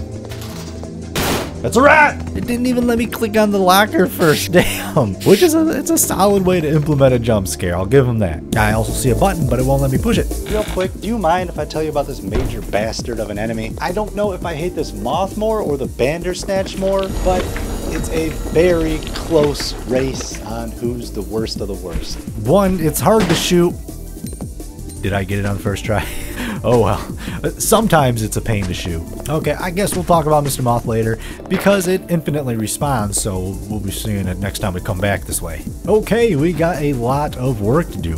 We gotta clear out this bay, fight some actually really strong ass spiders. The spiders in this game are no joke. They soak up your bullets. Speaking of bullets, an AK-47 is waiting for us in the weapon room. That's what it says on the door, weapon room. Restore the power, which also restores the soundtrack in this level. Fight off more doggos. Move this box of noxious gas so we can cause a gas leak and grab a gas mask for later, but accidentally cause a fire in the process in the weapon room. Good thing I grabbed that AK before this route was blocked off for good, right? Then we can find out what's up with that locker with the button in it now that we have power. Oh, a letter. We just got a letter. I wonder who it's from. Sir Alfred, please forgive me, as I must tell you of my abrupt departure by leaving this letter. Alfred and Alexia's father mysteriously disappeared 15 years ago, and we find out that Alexia died in an accident during an experiment. He noticed Alfred was going a little mad having to run the family business all by himself after everyone's deaths, as he wrote down the butler was going to self-death himself to honor the Ashford fam, but thought that would have been in bad taste. Yeah, you don't say. So I guess Mr. Butler just up and left. Who I also like to think that he was like the butler in Tomb Raider 3 who walked around the mansion farting and you could trap him in the freezer. Anybody remember that? Shout out Tomb Raider 3. So, this is an ominous and actually very creepy part of the game. It still gives me the heebie-jeebies, especially if you stand in the room long enough till this basement dweller moans in pain. I hate it. Audi 5000. I'm just going to act like Claire and pretend I didn't see that. Oh, yeah, now there's more than one moth in this major hallway, and they can lay eggs on you. Just button mash away, and hopefully she will stop them from laying their eggs on you. Sometimes you can get them off before they do. Sometimes the larva will just chill for a minute before going in for the attack. God, I hate these things. They will also crop dust you and poison you. There's blue herbage right there. You'll be using it a lot. Nice! It's time to get the hell out of here before that bald fella breaks loose. Claire, it looks like there's an Australian observation base about 7 miles away from here. That should be our target. Great news. And take a look at that. It's a digging vehicle. If we break the wall with it, we might have a chance. Okay, let's do it! Steve goes horny mode and checks out Claire's booty. Uh-oh, smooth jazz time, you know what that means. I'm telling you, it's those 90s high-waisted mom jeans working their magic. No! It's toxic gas! Come on! It's all my fault. Don't say that. Listen to me. We'll escape from here. Together. Okay, it's back to the drawing board. Claire is giving this guy a lot of chances. We've got to shut off the gas. Okay. Steve, don't forget. We'll get out of here. Together. Good thing we got that gas mask from earlier. Let's tweak this valve handle so we can shut off that pipe filled with deadly gas. You know, because who doesn't need a tube full of poison gas running through their facility? No, I was expecting him to break out by now.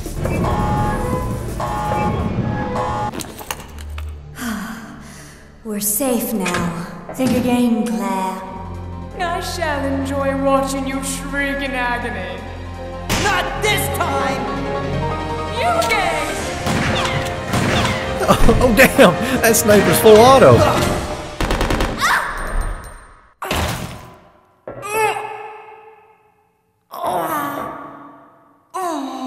I like how it wasn't all the bullets being poured into him, but it was the fall that hurt him.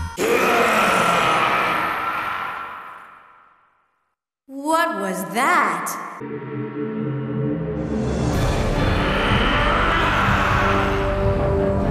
Okay, now he's escaping. Oh, there's his weak spot. Say hello. Damn, he's ripped though.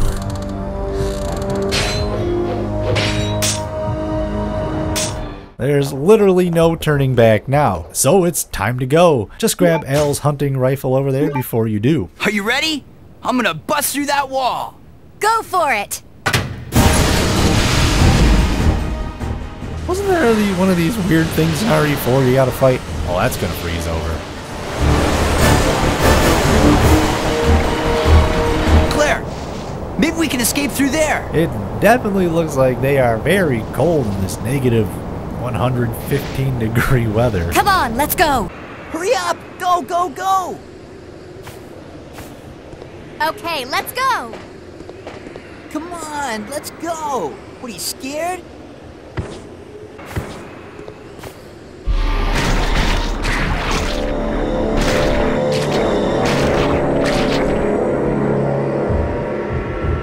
Move it! You said break yourself, fool. Waste them, Steve! Yahoo! No! Steve! Hold on. I'll waste that monster and come back. Claire, forget about me. Run! So this boss battle can go a couple different ways. That's one of them. At least it starts you off right back here if you die. So yeah, this battle has you facing off with good old Nosferatu, as he's been named. He's still all tied up and moves like a snail, but he has these weird tentacle things that he can either whack you off the ledge with or spurt these big old AoE poison mists. But the poison lingers and moves with the winds, so you gotta keep moving, which is actually pretty cool. If you grab the hunting rifle and use the scope, it can cloud up your vision, so even if you have some distance between you guys, the purple mist will work its way over to you. But this poison cannot be recovered from. Blue herbs won't work. Once you're poisoned, you're stuck with it forever. Get too close to Mr. Cleanin', he'll just pick you up and throw you off the damn ledge. To make matters worse, this platform is like a Mario Party ice level, so if you're knocked down, you can slide right off. There's 3 different ways to take him out. 1, just blast him to death. I've got you now. 2, land all of your sniper shots right into his heart, which is pretty tough because of the weather conditions and all his wiggling around, but you get a cool video. And last up, what I've never ever tried before is to finish him off with my knife. I like what he whacks you, it's just in the most nonchalant way. Again, this is another boss battle where I get hyped and squeal like a little girl after I beat it. It's so satisfying, especially after the knife finish. It was worth the multiple deaths.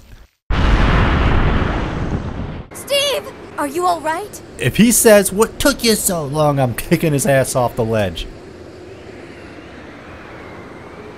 What took you so long? I was starting to get worried. I'm sorry. I failed you. Don't worry about it. Let's go. I swear I'll protect you next time, Claire. There won't be another next time, Steve. We did it! We're finally out! Let's beat this game already. Look! There's a snowmobile over there! Perfect!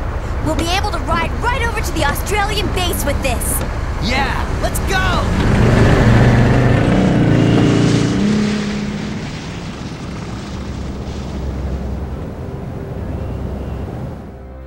I won't forget about this, Claire. He's still alive. He's been shot with not 1 but 2 Uzis twice, 300'd into an ice pit. Well, at least that fall brought him back to himself.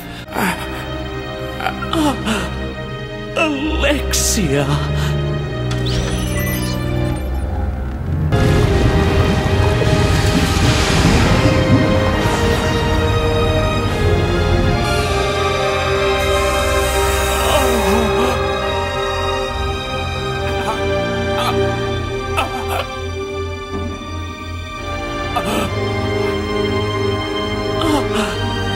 Alexia, you're finally awake. Alexia.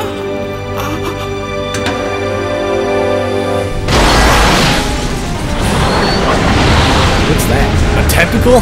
Oh no, I've seen enough hentai, I know what happens with those. What is that?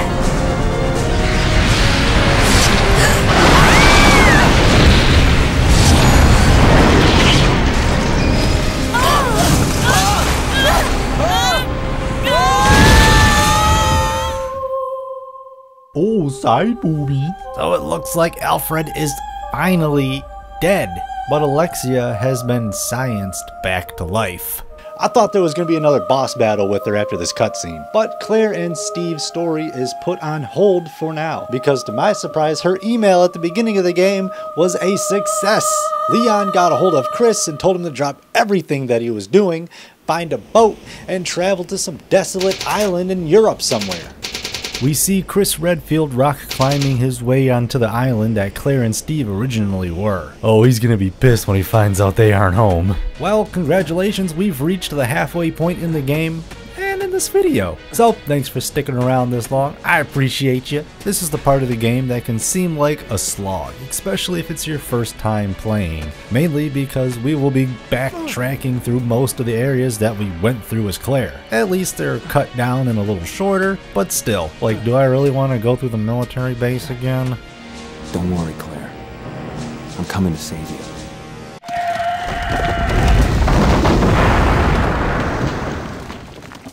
But before we can go to the base, we run into an old friend of Claire's. I didn't expect to find another living person left on this island. Who are you? I came here looking for a certain girl. A girl? Rodrigo tells Chris he thinks Claire took off on one of the planes earlier. But damn, he really makes you feel sad about it. Dude's slowly dying out by himself on this island. He's had a rough day. Can it get any worse for him? I guess my sister owes you. Thanks for helping.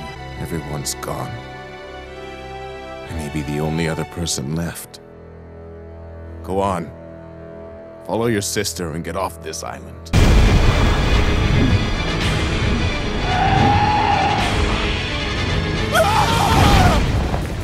Well, Big Worm is back with a vengeance, and it's your choice if you want to put him down or not. Remember in the very beginning of this video I was telling you about the zapping system that can screw over first-time players? Here it is! Claire and Chris share the same storage box, which can be either a win or a complete fail if done incorrectly. If you had Claire locked and stocked, that means Chris doesn't get much firepower to work with, which will make this segment more challenging. But we made sure to leave Big Bro some fun gifts behind.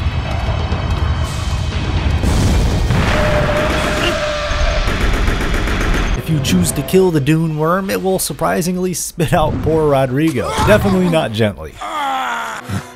Looks like I can meet my family again. Here. Take this. It comes full circle and Chris gets his lighter back. She gave this to me as a token of thanks for saving her. I won't need it anymore. Rest in peace, homie. I'm glad Rodrigo gets a proper ending to his story. You feel sad for the fella. I miss him already. If you chose to take the elevator and run from the worm, well, you saved some ammo. If you ran away, then came back later and fought the worm, then our boy would have already been dead and doesn't give you the lighter. Rod kinda reminded me of Marvin from RE2. Two small side characters that help you along the way that I would love to have separate side stories about them and their fights along the way. Hey, there was a weird thing back where we started that I can use the lighter with. Thanks to Claire handing over that lighter earlier, we can load us up a pair of MAC-10s for Big Chris. And we're back to a familiar area, except it's a little disheveled from the explosion, I guess. I'm not really sure what the countdown was for. I don't know, the explosion must have missed the base. It just kind of like bumped some things over. Moving an entire tank to expose a hidden elevator. That's one way to do it.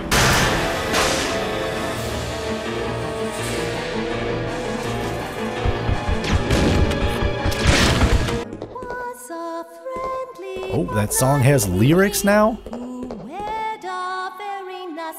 Who is that? What a wild way to introduce our main villain. She's holding him like a baby. Alfred's out. Alexia? No! She's already fully awake. Chris, oh little fishy, come see my hook.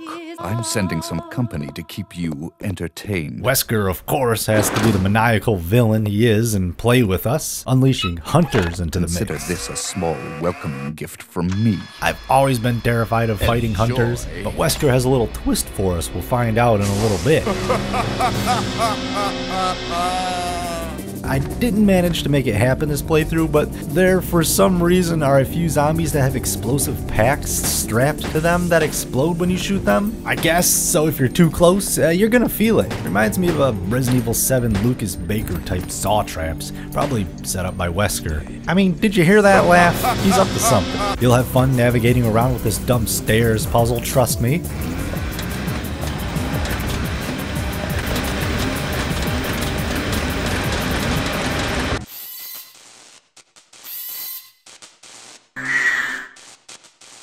Oh, first-person hunter mode. So in certain areas, our little camera bots will be doing their patrol, and if they hit you with their beam, a hunter will come a-running. Keeps you on your toes and makes retracing this area a little more fresh, I guess, but in a nerve-wracking way. If you're quick, you can dodge it.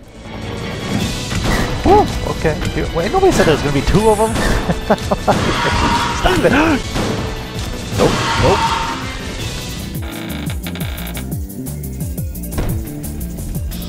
Oh, sneaky. Nice try, Wesker. You ain't even close. Okay, actually, I'm close. No. Oh, it's the dude skeleton. That's the dude skeleton. Long time no see, Chris. Wesker? You're still alive? What are you doing here? I came for Alexia. Who? An organization hired me to capture her. Wait. You attacked the island! And my sister! Oh, it's anime showdown time! It's pretty much a one-sided fight, though. Oh, there we go, fixing the glasses trope. That's one I forgot to add.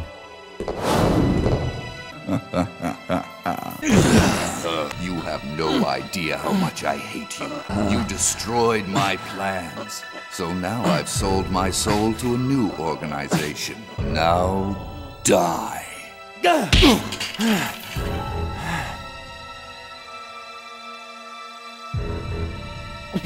Of course, Wesker opens his mouth and tells Chris that Claire's in the Antarctic with Alexia. Thanks for the tip, bud. It's too bad you won't be seeing her again.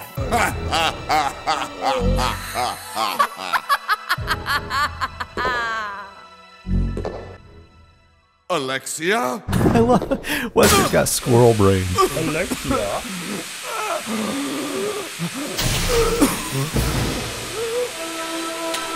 Okay, let me guess. His arm is just gonna pop out of nowhere and hit me in the face. Yep. Close speed. Oh yeah, this is the part where I tried to get the hunters to chop off my head. I don't think they do the decapitating thing in this game anymore. Coming at me directly, that's a stupid... Okay, maybe he's smarter than I thought. We're back at the Waterport Bridge, and it's time for the super confusing oil pressure puzzle. I'm tying this one up there with the uber annoying water treatment puzzle from _𝑭𝑖𝑳𝑳 and the herbicidal puzzle from RE2 Remake. You gotta use the oil level of the two gauges on top and get it perfectly on the red line. I think that's what makes it tricky, is the overfilling and draining aspect that makes it seem hopeless on fully figuring out the trick. I don't know what the hell I'm doing.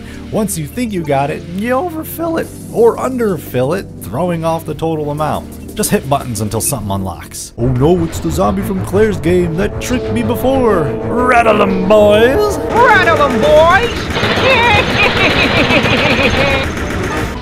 This seriously missed every single shot.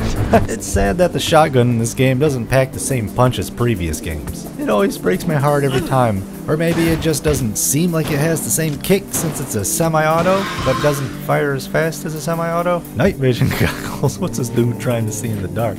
I hope you got enough room for collecting back all those proofs, because it's a long way back to an item box. We have poison hunters now. I don't think we see those guys too much after these two. I think you only fight like one or two more later on. Let's head way down underground and find another optional boss.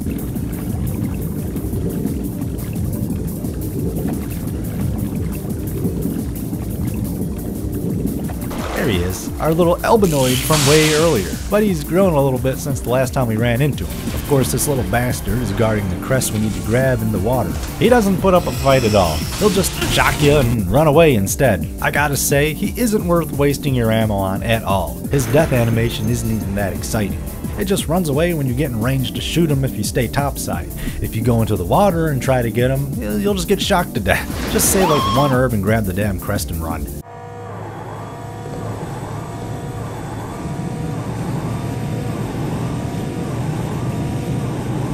Hold on, Claire. I'll save you. Yay! Now Chris can fly in this game. Pilot's license? I actually think Chris canonically has actually flown an aircraft before. Canonically? Is that a real word? Oh, dude, it's just like Top Gun. Even the music is epic. And just like that, we're back in Antarctica. Let's reunite the Redfield bloodline. This game is basically the battle of the brother and sister bloodlines. Chris and Claire versus Alexia and Alfred.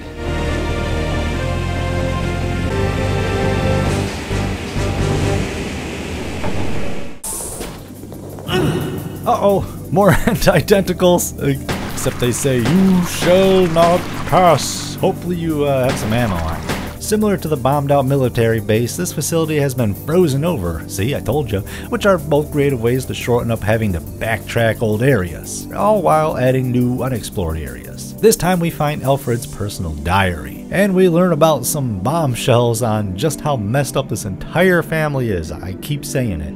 First, it gives us a little hint on how to get into a secret room, get the 3 family gems to unlock the door, but the real kicker is Alf and Alex were test tube babies. Alexander created them in his lab. By reading in between the lines, the duo killed their father and experimented on him, turning him into an unrecognizable monster. Regardless of how their experiment turned out, Alexia wanted to do the same thing to her own body. In order for the transformation to work, she had to be put to sleep for 15 years. And here we are. And are you telling me that dude Claire stabbed in the heart earlier was actually Alfred and Alexia's dad? That's wild and messed up. They finally broke out. Little things like enemies or ammo that were unattainable as Claire are neat little hints that you would be coming back to these areas in the future. During my first playthrough, I looked way past those hints and was blown away when you got to play as Chris. He's here?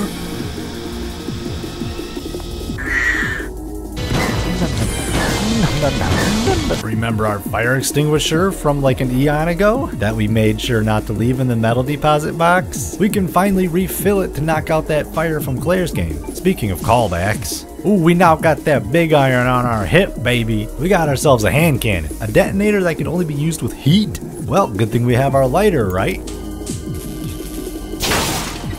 All that for 1 box of handgun ammo? They're trolling us.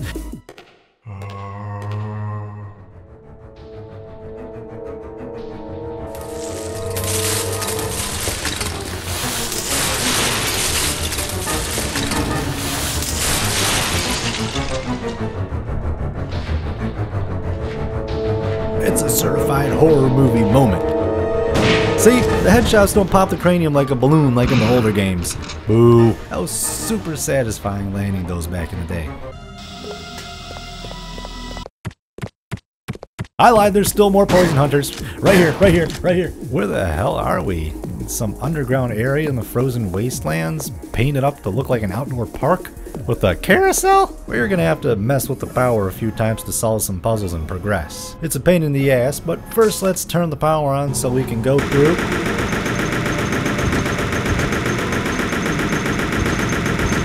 Still more of them? Seriously? So we can go through this freezer door.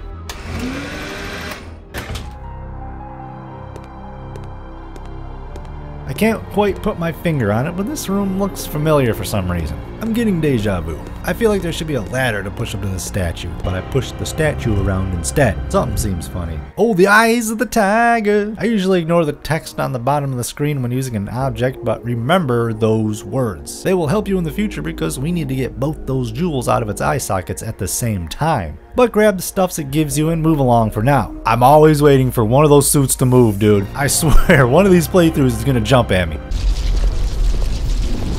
Is that supposed to be an ant hill? What's up with this lady and ants? There's too many weird ant fixations. Even the way she talks. Does that mean she thinks of Alfred as a soldier ant and she's the queen? Queen Ant Report, oh my god. She thinks of everyone as slaves like worker ants. The death of the queen ant means the doom of the entire anthill. However, the soldier and worker ants can be easily replaced as long as the queen ant is alive. This is exactly the same relationship between myself and the ignorant masses. Wow, she really has a god complex, and I kinda love it. She's completely unhinged, and tried to turn her father into an ant. We should pay attention to this part about that funky poison that we got hit with as Claire while fighting Nosferatu. Correction, ants are the worst enemy in this game. Blood? I hope this isn't Alfred's blood. What is it? Is this Dexter's laboratory? Okay, there it is. She literally calls him her soldier ant. So she plans to spread the virus through the ants for world domination. I think that fits in the over-the-top anime plot trope. What do you think? What is the point of this stupid paperweight puzzle?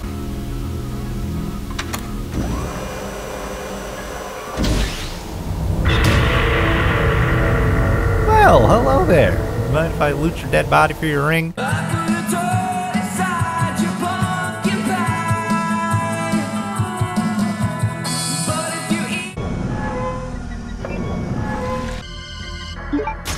Who threw this key down into the water tank? Really? Hell no, to the no, no, no, yeah, to the no, hell to the no. I played this crane game and all I got was a dead dad. Who could have done this? That's who. Alexia. That is how I dispose of insignificant bugs, said the spider to the fly. How do you wish to die?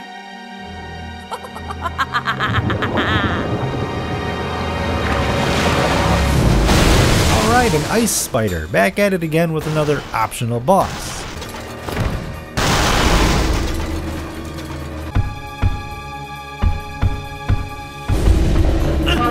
Okay, it may have been an optional boss. Okay, I was gonna be peaceful and just run away, but it's testing my patience and I'm all out of peaceful options. Oh, its legs are falling off. That spider was actually easier to fight than the normal sized ones. What the hell? In a past life, I've been in this room before. I think there used to be a door over there too. Okay, just a couple questions. One, yes, that's Claire, but two, what is going on here? Here's where we find out if we did good during the Nosferatu battle.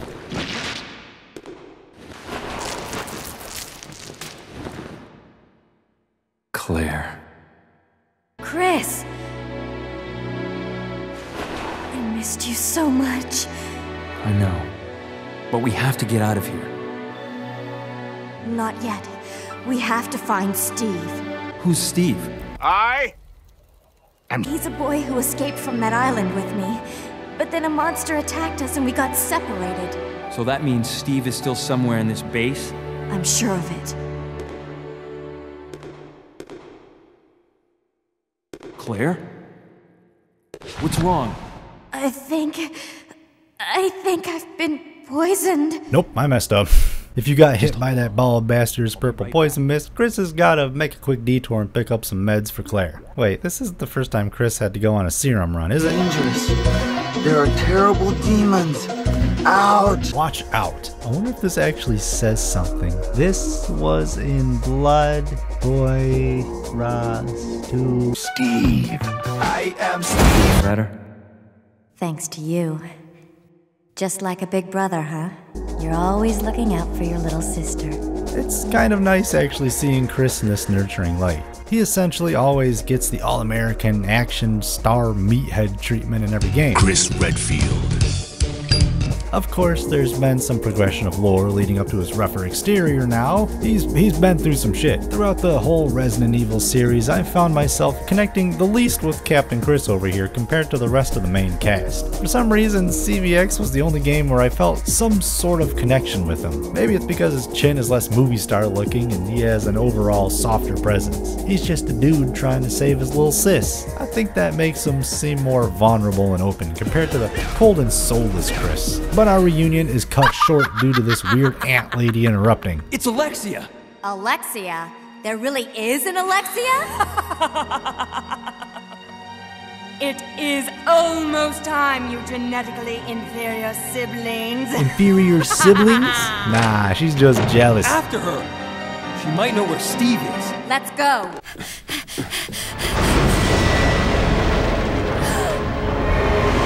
Oh, the tentacle is back. Damn, Chris got knocked out. Chris! Dude gets slammed through a marble staircase and is holding his knee. No!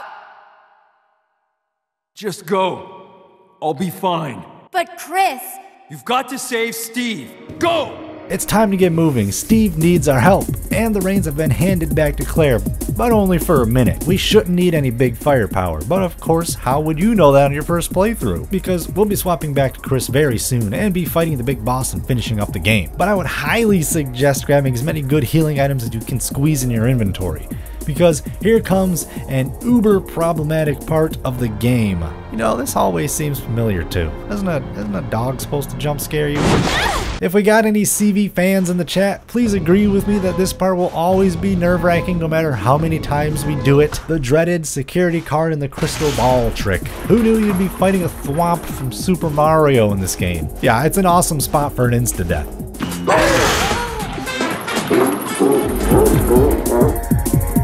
Even though it locks when you pick up the card, I know you squeeze your cheeks as you run through it every time, come on. As the large imposing barred gate opens up and the old metal door clicks behind you, the only thing you can do is walk forward. A dense fog masks the long hallway, obscuring what could be waiting at the end of it. Only hearing Steve's cry for help, we can only assume the worst. I played Resident Evil 4, I know your tricks. Oh, this ain't good. He's in the same exact contraption as their dad was in. Steve? And what's up with that massive battle axe in the wall, seriously? Claire.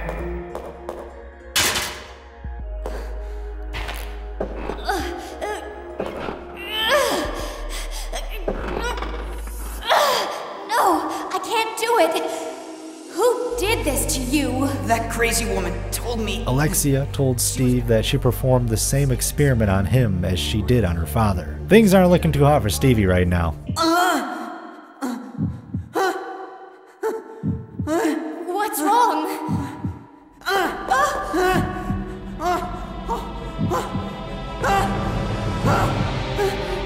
Claire! Can't breathe. I'm not gonna lie, I didn't expect them to kill off Steve in this game.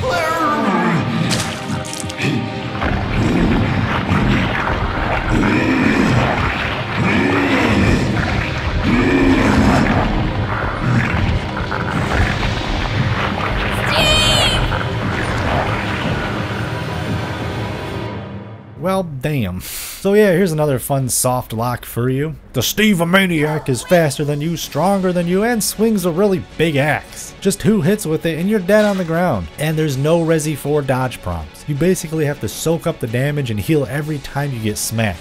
It's a fun time.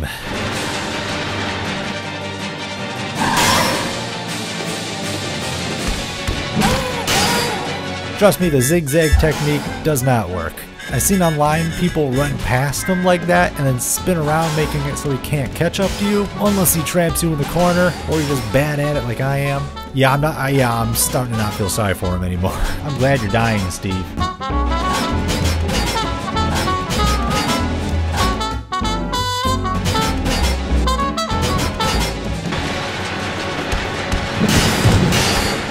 Twice she Indiana Jones'd it. Claire watches as the roided out Steve tries to violently hack his way through the gate.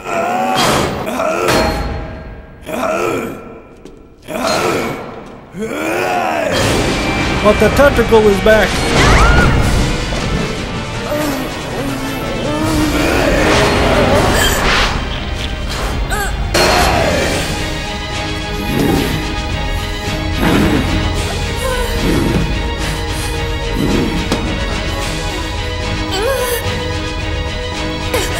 But just like a movie in the nick of time, Steve regains enough consciousness to pause himself from unhinging Claire's noggin from the rest of her body and lobs the hentai tentacle off. Claire!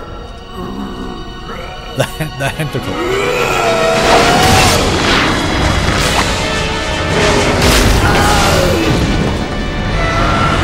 That thing knocks Steve in the next week. It hits him so hard it reverts Steve back to his normal self. But the damage is already done. Steve's days are severely numbered. Claire tries to comfort the naked Steve, but he's fully aware that it's curtains for him. You're warm.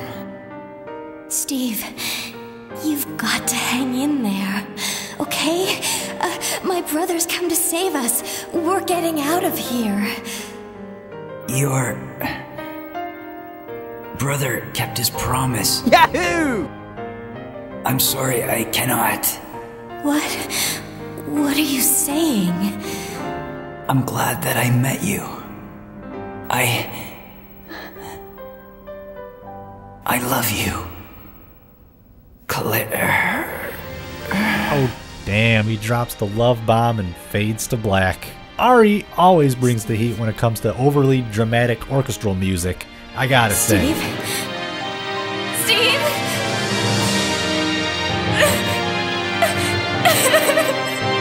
But while Claire and Steve are doing their thing, there's a party heating up back in the RE1 mock mansion. Wesker attempts to womanize Alexia into coming with him. At last, I found you, Alexia. Come with me. But he ain't much of a ladies' man. It's probably because he's not wearing his sexy specs anymore. You're responsible for the creation of the T. Veronica virus, and now the only existing sample is in your body. I want it. Now! I don't think it works like that, Shades. You want it? You are not worthy of its power! Alexia cackles like a psycho once more.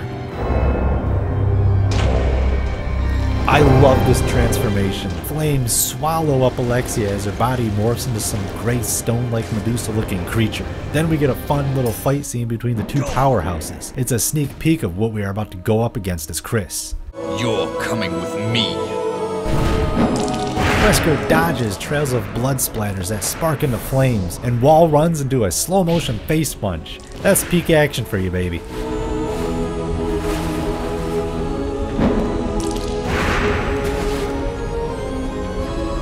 Chris! Wesker.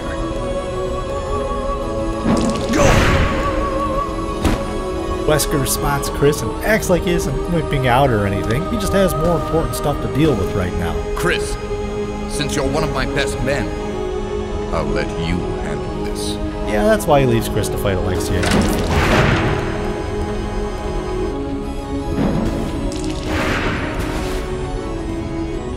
So this fight is pretty easy, but if you're not careful, she can one-hit kill you by internally combusting you. If you snagged the 357 hand cannon, then you can make quick work of this crazy insect lady. Man, I really wish this fight could have been more grander, but for the time and hardware, this is all we can get. It has so much potential. The opera music, the way she menacingly walks after you, her long-range attack is so cool. She flings down almost centipede arcade game-like flame traps that can quickly close off your escape routes and surround you. The bitch will also barf on you if you're not careful. But keep moving around the room so she can't trap you. Yeah, I really wish there was a second transformation. I think this fight on paper seems way more epic than it really is. I feel like it could have been an amazing fight if it was a little more laid out and extended.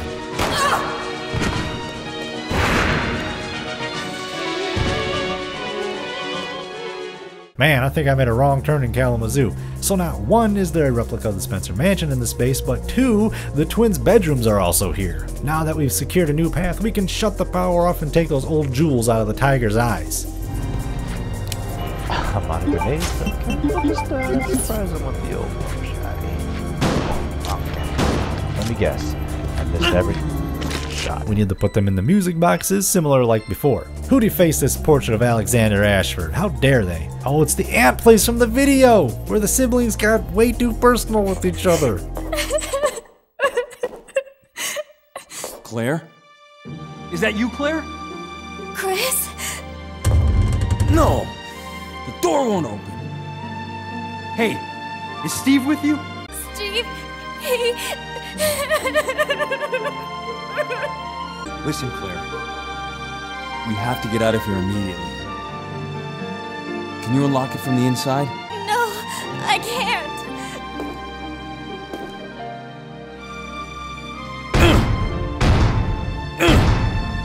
Chris, there should be a self-destruct system somewhere. If you activate it, all the electronic locks might be deactivated. Oh, it's go time, baby. The final showdown. And for the person on Google Answers, yes, there literally is a Code Veronica. This facility will detonate in 5 minutes. All doors are now unlocked. We made it! Of course. Come on, let's get out of here. It feels like a decade since Chris went to go pick up cigarettes. Dude just dipped during a zombie outbreak, didn't tell a single soul. Claire traveled all the way to Europe looking for your ass and was imprisoned for you. You better be damn grateful, Boulder Boy. What are we gonna do? Perfect, a conveniently located linear launcher. Thanks. Okay, turn the key clockwise simultaneously on 3. Got it. 1, 2, 3.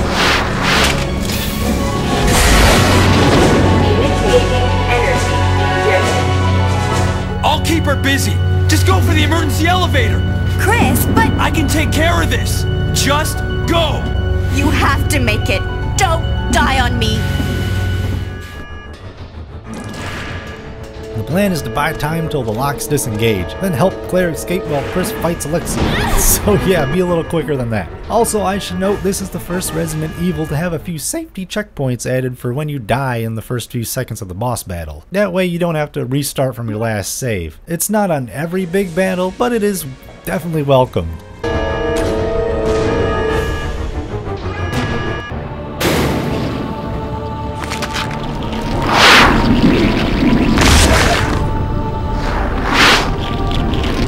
So this mutation is something else. I can't even explain. I guess it's a flying ant queen with a blobby body?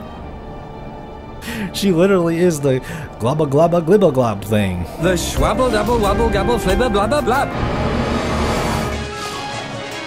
And remember the ankle biters in the giant anthill room? Well, they're back and more annoying than ever. Be prepared to be stun locked endlessly. There's no winning with them. You can attempt to blast them in the paste, but they respawn way too fast and frequently to be worth fighting all the time. They also make it so you can't just stand there shooting away. Her Squidward tentacles also do a good job on doing that too. And here we go again with the tiny ass stage. There is absolutely zero room to move here. It's ridiculous. You basically have the Tetris L shape to run around in. I don't know if there's a good strategy to this boss fight other than just pointing and shooting. She doesn't move and there isn't any specific weak spots. Just shoot her till her next transformation happens. After you bop her enough, she calls in her army, which I don't know what that did. It's just a cool little cutscene. I guess they just be ants. They doing their thing.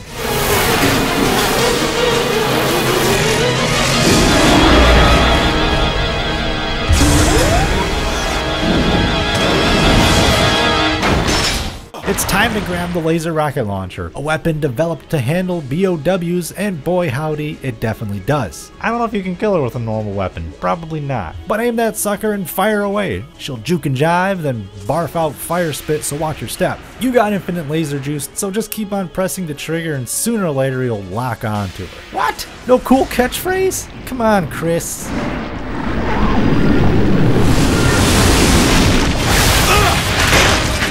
The game has officially been beaten. You can set the controller down, kick back, and just watch the final cutscene. Chris! Move. Claire! No! A little showdown between Chris and Captain Shades. Foreshadowing.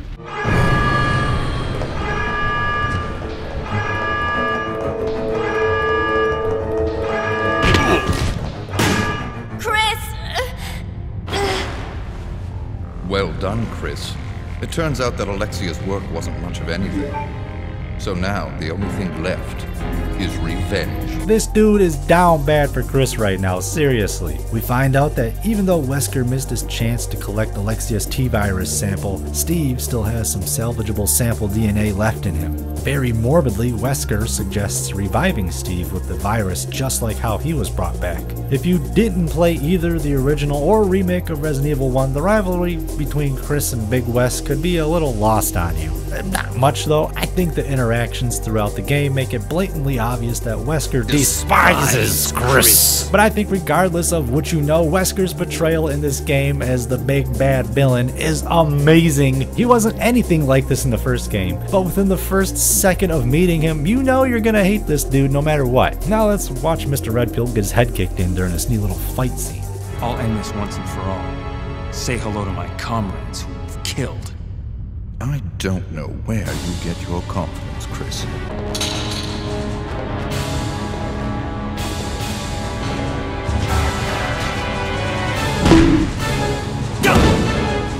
that just made him more angry. The self-destruct system has been activated. All personnel evacuate immediately. Sure, I'm not human anymore. But just look at the power I've gained. Damn! You got knocked the fuck out, man! Magnificent, don't you think?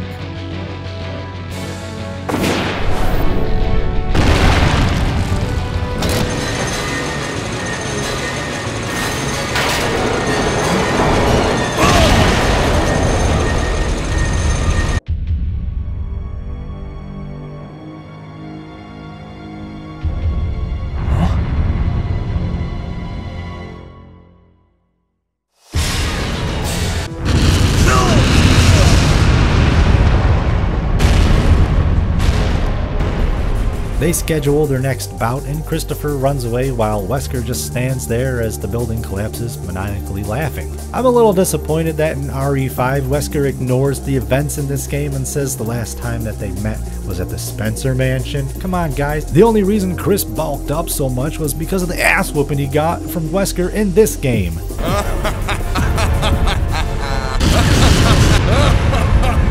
Chris, where are you?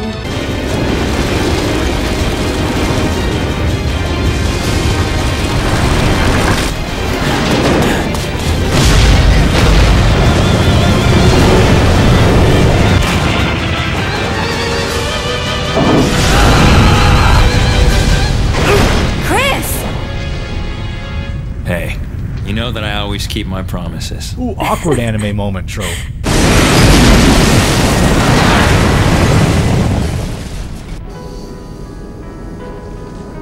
Chris, promise me. Please promise that you won't leave me alone again. I'm sorry, Claire, but it's not over yet. There's still something we've got to do. You mean... Yeah! It's payback time. We've got to destroy Umbrella. Now! Is it me or did his hair get spikier since the last time we've seen him? Well, in typical RE fashion, they set up the next game by proclaiming that they are going to take down Umbrella, but sadly, never do so. It's not a true RE game if they don't fly away from an explosion at the end. Hey look, I wasn't trying to get a high score or nothing, I was just getting footage for the video.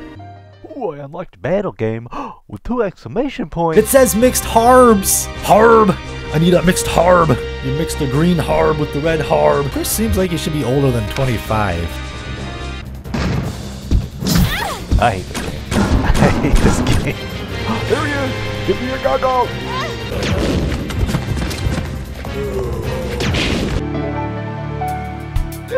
Well, is this a good game?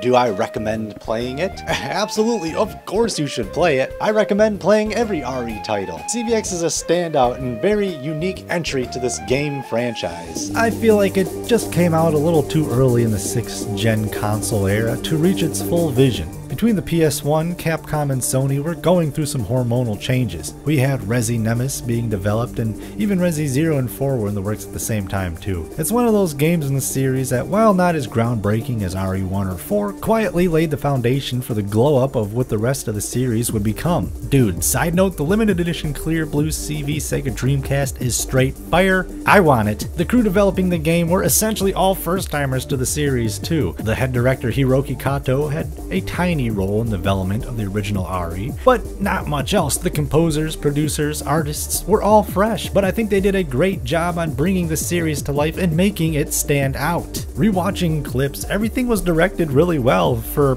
in-game cutscenes from this era. The fight scenes were nicely choreographed, the in-betweens were shot with style and even captured an action movie aesthetic. There was nice foreshadowing, introductions to villains and the monsters you encounter along the way. They did a lot of great world building in the diaries and notes you find while out and about, some even adding to the main lore of the series. Rodrigo was a strong side character, fairly similar to how Marvin was from RE2 or Carlos from RE3. There was plenty of memorable moments. Every interaction with Alfred and Alexia had a pretty lasting presence. Even the jump scares were memorable, which I don't like. I like the fake outs and little glimpses of thinking you beat the game only to be brought back to reality again. Similar to the Nemesis fake out in 3. The game, for its age, still looks good. The cutscenes have that dreamy Dreamcast aesthetic to them. The zombies put up a good fight and have some variety to them. Remember the mouse or rat we kept seeing? He wrote his own diary depicting all the events from his perspective, which is a hilarious Easter egg and fun Easter egg to keep your eye out for next playthrough. Gotta find them rats. It's like playing Where's Waldo with a mouse. His name is also D.I.J., dumb inside joke. A lot of the music in this game slaps. I like a major chunk of the OST without question. The boss battles all had a unique spin to them that I've only seen in Code Veronica. Having to damage the tyrant before sending it on its one-way flight. The slippery ice while fighting Nosferatu. The first fight with Alexia had some fun combat situations in it. The last fight, was pretty weak though. That really needs to be reworked. The relationship between Claire and Steve is the only in-game building relationship that I can think of that's meaningful. Even though Leon got a smooch on, his relationship with Ada felt more like a game of cat-mouse. She tells him she loves him, but not without a scheme behind it. Which I believe for an action video game series like this, Leon and Ada's relationship formula actually works better than a serious one like how Claire and Steve were building. And if you want to get more lore from CVX, don't worry, after releasing this game in Japan they made an additional DVD, Wesker's Report, going over Wesker's history and hand in all the Resi events from number 1 to 3 leading up to now. Where would I rate this game compared to the rest of the titles? I'm borrowing my girl Hazel's Denny's rating system and swapping it with my brand new fast food rating system. We have all the fast food chains, from the major big dogs to the niche region-locked ones. I'm giving Resident Evil Code Veronica X a score of Arby's. Arby's, we have the meats. I'm thinking Code Veronica. It has fans both young and old. The old people like getting the potato cakes, the youngsters like the curly fries. Some people love it, some people respectively can't stand it. It's the only chain that does roast beef. They keep a fresh rotation of new menu items, so it gives you a reason to come back and experience something new and different. You feel kind of ashamed of yourself for eating there after you finish your meal, and maybe a tad nauseous. Should they remake Code Veronica? It's funny, I think every mainline entry from this era, from like 2000 to 2004-ish, needs a remake in the sense of actually fixing it. These couple of games were fucked. Compared to the remakes we have so far, they only improved what was already great. Code Veronica needs a metric ton of work. Resident Evil 0 has loads of potential to be a great game. I'm counting Outbreak as a mainline title since it technically had a sequel. Outbreak was an amazing concept. It would be perfectly fit for this generation. We need a proper multiplayer Resi. Remaking the original 3 was an amazing thing to do, but those games still hold up super well today. Bad voice acting and all. I'm looking at you, Resi One. What do you think of it? I've been thinking something is wrong with this house. Right. Do we need a GaAaAame remake? Nah. Do we need a Revelations 3? I mean, I'm not asking for it, but I guess I wouldn't turn it down. I think that's why the majority of fans of the franchise are clamoring for remakes of these early 2000s titles. They all have so much untapped potential. They are so close to getting the love they truly deserve. I would say Leon S. Kennedy was really the main character of Resident Evil 2, and Claire was more the secondary character, even though she got her own disc and her story was better in my opinion. So her getting to be the big star in her own game for the first time, and Chris getting to be the side piece, feels like a rarity. I believe this game gave Claire Redfield the boost of going from being a mid-carder to the main eventer, up there with Jill, Ada, Chris, and Leon as the top dogs. Come on, Capcom, give Claire another chance at the title. The European title, since she's technically in France in CV. Funny enough, currently as I'm finishing writing this script, both CV and Zero are rumored to be in the works. So Capcom, Godspeed, because this game is going to put you through hell remaking. There's so much you need to fix, like Steve. Yahoo! I hope they keep the love interest between the two, but make Steve a little more likable and redeemable. I know there are more people out there that felt far more sad about Mike's death in 4 than Steve being tortured and dying. Still owes Leon that drink. So I guess he should have a couple of tweaks to his personality. You'll just end up disappointed if you rely on others. Believe me, I know. Rounding all the way back to the animeification of this game, I really hope they keep it as wild and wacky as the original. I watched the Wii version of Darkside Chronicles where they kind of overhauled the games. I gotta say, they fixed up all the characters in Code V, but they were planed out too much. Everyone was pretty milquetoast personality-wise. Alfred and Alexia assumed the role of evil villains in the way of, look at us, aren't we so evil? Wink, wink. If you survive our challenge, I will personally present you with a getaway plane as your prize. Ready? Let the game begin! Serve me? No. I think everyone else is here to serve my experiments. Compared to the original, where they were just straight up batshit insane. Have it your way, then. You're just a rat in a cage anyway. I'll be sure to keep you entertained before I dispose of you. You want it? You are not worthy of its power! Steve just gave normal, forgettable sidekick vibes. He didn't have enough personality to stand out. He was just someone helping Claire out while primarily staying out of the spotlight. Their chemistry seemed platonic at most. I gotta say, even though the voice acting is miles better, it doesn't have any zesty flavor to it compared to the original. As bad and cringy as it was, the whole VA team went all out and wholly embraced their roles. Obviously, Allison Court is the GOAT and can never do wrong. Peter Oldring as Alfred Ashford made that character so unique and twisted, but believable and absolutely hateable, which was his job. Tell me that laugh doesn't get under your skin every single time. And are you telling me his reaction to finding out he isn't his sister in Darkside is better than in Veronica? I don't think so.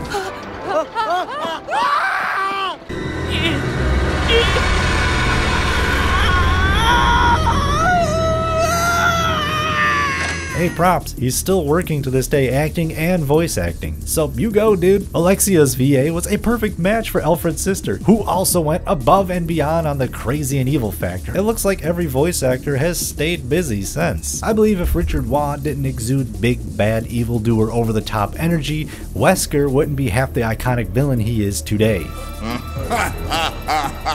Capcom really said, we want an all-Canadian voice acting team. Everyone's from Canada. Except Steve's voice actor was the only one to make it blatantly obvious. We'll just say he's canonically Canadian. I said I was sorry. His voice actor Bill Houston got out of the game not too long after doing CV. It seems like anime was his main gig for a little bit too. Ooh, favorite character dynamics to engage with. I had a lot of fun on Code Veronica because that game I got to work with the other actors. Oh, okay, that's so we nice. actually got to record chunks together. The guy doing Steve Burnside, he'd never done any of it before, so he was very nervous. So we just kind of chatted, and I sort of helped him out in terms of like when he'd be like, "They're saying I'm popping my peas. What is that? Like, I don't even understand." I'm like, just so into the mic, you know, just like drop your chin a little, try to soften. You'll be fine. He was really sweet. Obviously, the scenes with Alfred, that was a lot of fun. Like, I think I probably had the most fun doing that stuff. Allison Court was Lunette on Big Comfy Couch. What a universe to be alive in. Anyways, the one thing I hope they work on is the main mission or overall goal of this game. I would say a real plot is kind of non-existent. It's basically escaping from an isolated island, then a game to save your sister while coincidentally saving the world from being taken over. The plot was shoehorned in haphazardly as you went along. I'm assuming Claire didn't intend on being captured and sent to that island, and if Claire didn't get sent there, then Chris probably wouldn't have found out about it. Then Alexia and Alfred were free to do as they pleased, until Wesker dropped by. The way the game ended set up a bigger fight against Umbrella. Code Veronica wasn't heavily Umbrella-centric as the previous titles. It was more so against the Ashford family, who are a subsidiary of Umbrella at this point. And well, we all know what happened after Code Veronica ended.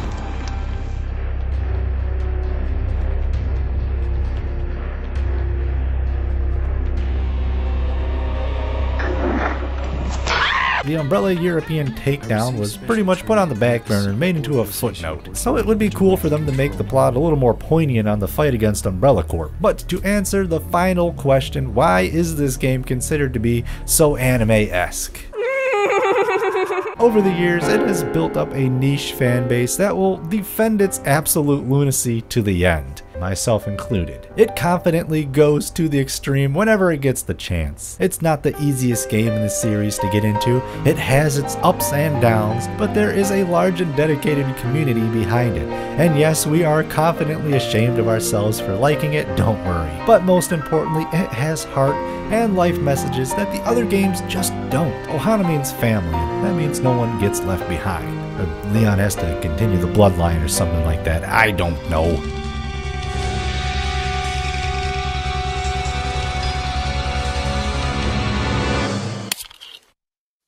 Shit. I thought that would work. We turned off the slow motion. It's the end of the video. Thanks for joining me on this deep dive. You guys are beyond amazing. If you enjoyed the video, please let me know, either by reaching out and physically tapping that like button or by leaving a comment. Let me know if you want more video game related content, either on I can do more Resident Evils or I can do something like this and just find that weird entry in like the long line of titles from a specific video game series. Much love, you guys are the best. I will see you in the next video. This is technically Resident Evil 4 gun. This is a Resident Evil 4 gun, not a Code Veronica gun. I do have a really old, crappy figure of Claire. This is covered in dust. It's like covered in cobwebs, dude.